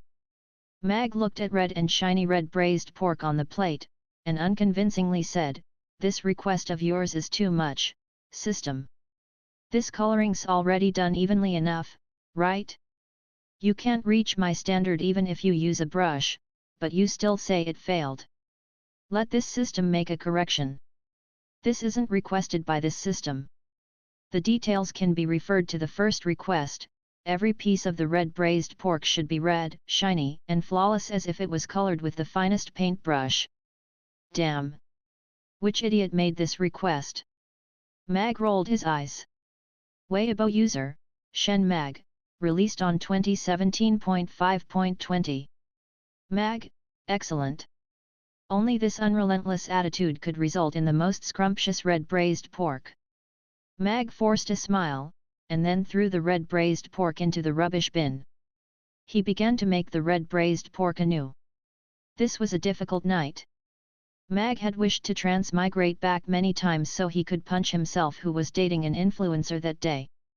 Why did you say so much nonsense? Rodu, the second prince's manner. Your Highness, Alex had appeared in the Dragon Islands today. After he rescued Rankster's daughter, he disappeared again, a man in black reported to Josh. He had appeared frequently near Chaos City recently. Continue the search, focus on Chaos City and its vicinity, Josh said in a deep voice. The man in black hesitated for a moment before he forced himself to say, "However, Your Highness, even if we found Alex, given his capabilities, nobody could threaten him. Instead, we could be retaliated upon if we antagonize him." Josh narrowed his eyes, and coldly said to the man in black, "You have to find him even if you get retaliated upon by him. I want to know his whereabouts and where he hid his daughter. I can only control him if I find his daughter. I'll make him to understand what's respect. The man in black still wanted to continue. But you only have 3 months' time. You have to find him before the signing of the peace treaty, or else all of you will commit suicide, Josh interrupted the man in black coldly. Yes. The man in black paled immediately. He swiftly acknowledged and left. How's the situation in the Wind Forest? Josh asked the butler who just came in. Your Highness, the scout has replied. After Princess Irina was deposed, she retreated into the Tree of Life. The spring of life has stopped flowing for a period of time, but it started flowing again a few days back. However, Princess Irina still hasn't shown herself. The Elf Queen was still in her retreat, and nobody knew when she would come out of it. According to the think tank's deduction, there was a 50% possibility that she was already dead.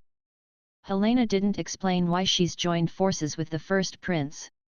She even stopped the mail communications with us this month. Instead, Borg has made tentative contact with us, the butler reported coherently. Borg made such a big hoo-ha so he could be the first elf king in the elf's history, right? Josh smirked sarcastically. Ah, he really dreams big. Only Irina will ascend to that position, and then she will marry me so she can play her best role. Your Highness, do you want us to reject the contact made by Borg? The butler asked. No, we shall maintain the contact to see what Borg wants. Josh shook his head. The situation with Helena is unclear. If she is going to forego our cooperation and work with Sean, then we have to be prepared in advance. Borg's status and capabilities within the elf race are already on par with Helena's. Besides, he is much more stupid. All right, I will make the arrangements now. The butler nodded and strode out. Alex, even though you are back now, I will make you remain dead the next time. A cold voice reverberated throughout the room. The Wind Forest.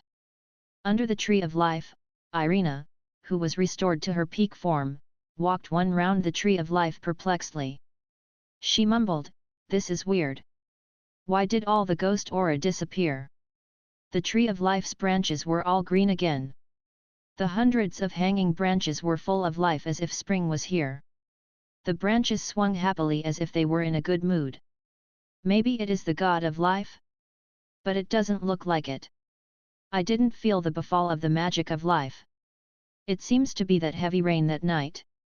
Irina shook her head as she still couldn't understand. Never mind. One thing that I'm sure of is that both Old Pal and me have recovered totally. Then, I should be doing something now. A smile appeared on Irina's face. Her feet tapped lightly, and she leaped out of the opening at the top of the cave and stood on top of it. She cleared her throat, and loudly spoke, "I, Irina, am back again."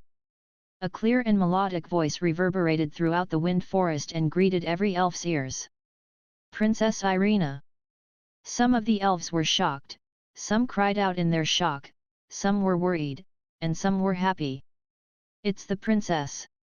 Sally, who was following Elliot to Helena's dwelling, halted and looked toward the Tree of Life in surprise. Has she recovered fully? Elliot's expression was complicated. He looked at Sally, who had a happy expression, and continued onward.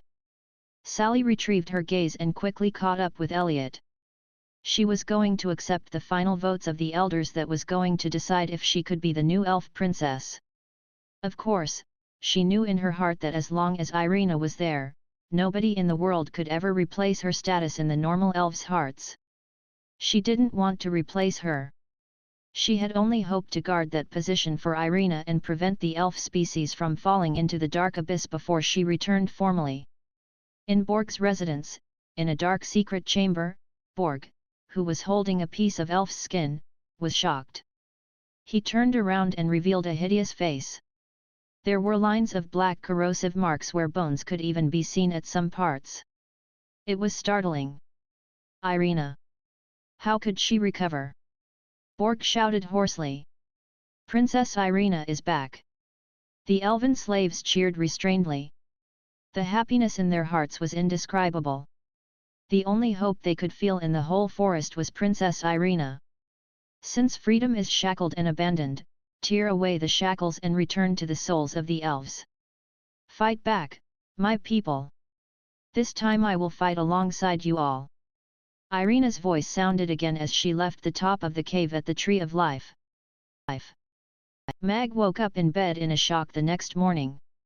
He looked at the alarm clock next to the bed. It was only 5 in the morning, and he was a little stunned. He had spent 50 days and nights to achieve the standards he had set in the past for a mere red braised pork.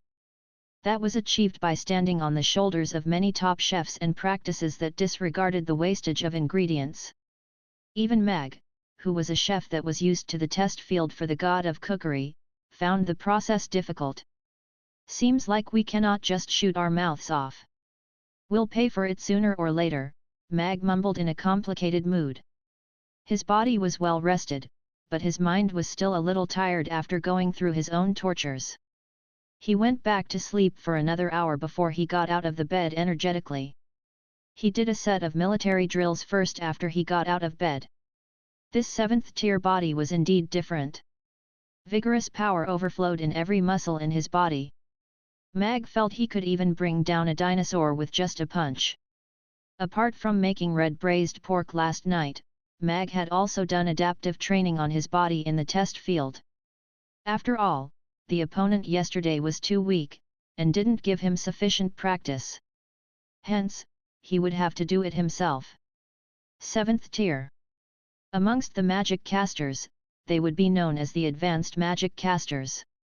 Amongst the knights, they would also enter another level. A 7th tier knight's power wasn't only manifested in his strength and speed. After corresponding with his combat skills, he could release a massive power. In Alex's memory, there was a combat technique called Thunder Flash, which could be used after advancing to the 7th tier. The most important thing that Mag did last night was to practice Thunder Flash. This combat technique could let Mag achieve super speed and explosive force in an instant. Furthermore, it had a strong growth propensity. As one got stronger, the power would get stronger too. This was one of the combat techniques that made Alex famous. If I had used Thunder Flash yesterday, that chap wouldn't even have got a chance to speak. Mag shrugged as he felt rather emotional. He remembered how he was paralyzed when he just came to this world, and now he had become a high-tier knight. He also slowly gained some knowledge about being a father. All these achievements made him feel proud of himself. Since I couldn't restore my power to the 10th tier within a period of time, then I shall activate Mamie Restaurant's gold member system. Mag walked to the study after washing his face. NGH, Elizabeth sighed comfortably. She felt she was lying on a soft and comfortable bed and covered by a sun-kissed blanket. But, her arm seemed to be pressed upon by a soft and round object. Although it was a little heavy, it was soft, warm, and rather comfortable. Where am I? Wasn't I brought away by Alex? Elizabeth flicked open her eyes instantly, and then saw the face that was right in front of hers. Elizabeth didn't jump back immediately, because she knew this pretty and delicate face very well. She had even slept with her before. Mia. Seems like she understood what I've said previously. Elizabeth sighed a breath of relief. This situation was at least easier to accept than waking next to Alex. If it was the latter, she would definitely drive a sword into his heart. After feeling her body carefully, Elizabeth was surprised to find that her injuries had already recovered by 50 to 60%. Even though some internal injuries weren't going to recover so easily, at least she wouldn't have trouble with basic activities and walking. Did she save me again? And that elf? Elizabeth's gaze became gentler as she looked at Yabimiya, who was snuggling into her arms. The feeling of seeing her as soon as she woke up was rather special, as if she had someone to care for in her heart. It was a fuzzy feeling. Soon, Elizabeth realized what was pressing on her arm. After sizing it up for a moment, she thought, even though she is thin, her growth is rather good. They are almost as big as mine. Yabimiya snuggled into Elizabeth's arms further unconsciously, seeking a comfortable place to lie on, and continued to sleep. Elizabeth was stunned for a moment as she looked at Mia with a little distress, and thought, "It must have been hard for you all these years." She then hugged her gently. Yabimia woke up in a warm embrace with a hazy consciousness. She dazed for a while after opening her eyes. She looked at Elizabeth, who was still in a deep sleep. She was almost fully tucked into her arms, and her head was resting on her bosom. She blushed and slowly pulled away nervously. She secretly sighed in relief after she got out of Elizabeth's embrace. "Why is my sleeping posture so horrible?" Miss Elizabeth was already hurt, and I still pressed onto her, Yabimia mumbled to herself angrily.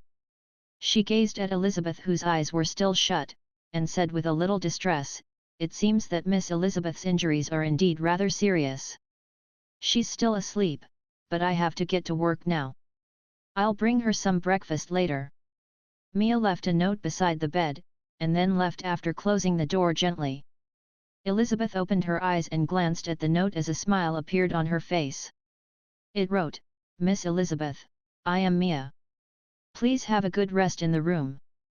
I will bring you breakfast shortly. Please do not wander about." The door was pushed open again, and Elizabeth swiftly shut her eyes. Yabimia came in holding a glass of water. She placed it on the bedside table and looked at Elizabeth before she left. Elizabeth sat up gradually and took a sip from the glass, which was still warm. It seemed to be honeyed water that was slightly sweet and warm. It was very considerate of her. Would I bring her a lot of trouble if I stay? If Fox knew I'm here, he would send someone after me, Elizabeth thought as she looked at this pink room with a severe expression. "I shall leave immediately after I recover," Elizabeth said to herself after a while. "Before that, I shall remain here quietly." Announcement: in order to maintain the restaurant's order and peace, Mamie Restaurant will roll out the Gold member system today. Any customers above 7th tier, as long as he/she is willing to help Mamie Restaurant once whenever Boss Mag needs it, will become Mamie Restaurant's Gold member after he/she signed the letter of commitment. Exclusive benefits of the Gold member: 1. Allowed to order an extra helping of tofu pudding, only with purchase. 2. Have a certain probability to be selected to try out the new dishes. First to eat the delicacies. 3. To be continued. Anyone interested to become a member, please tell the service staff after payment to obtain the letter of commitment and the Gold member card.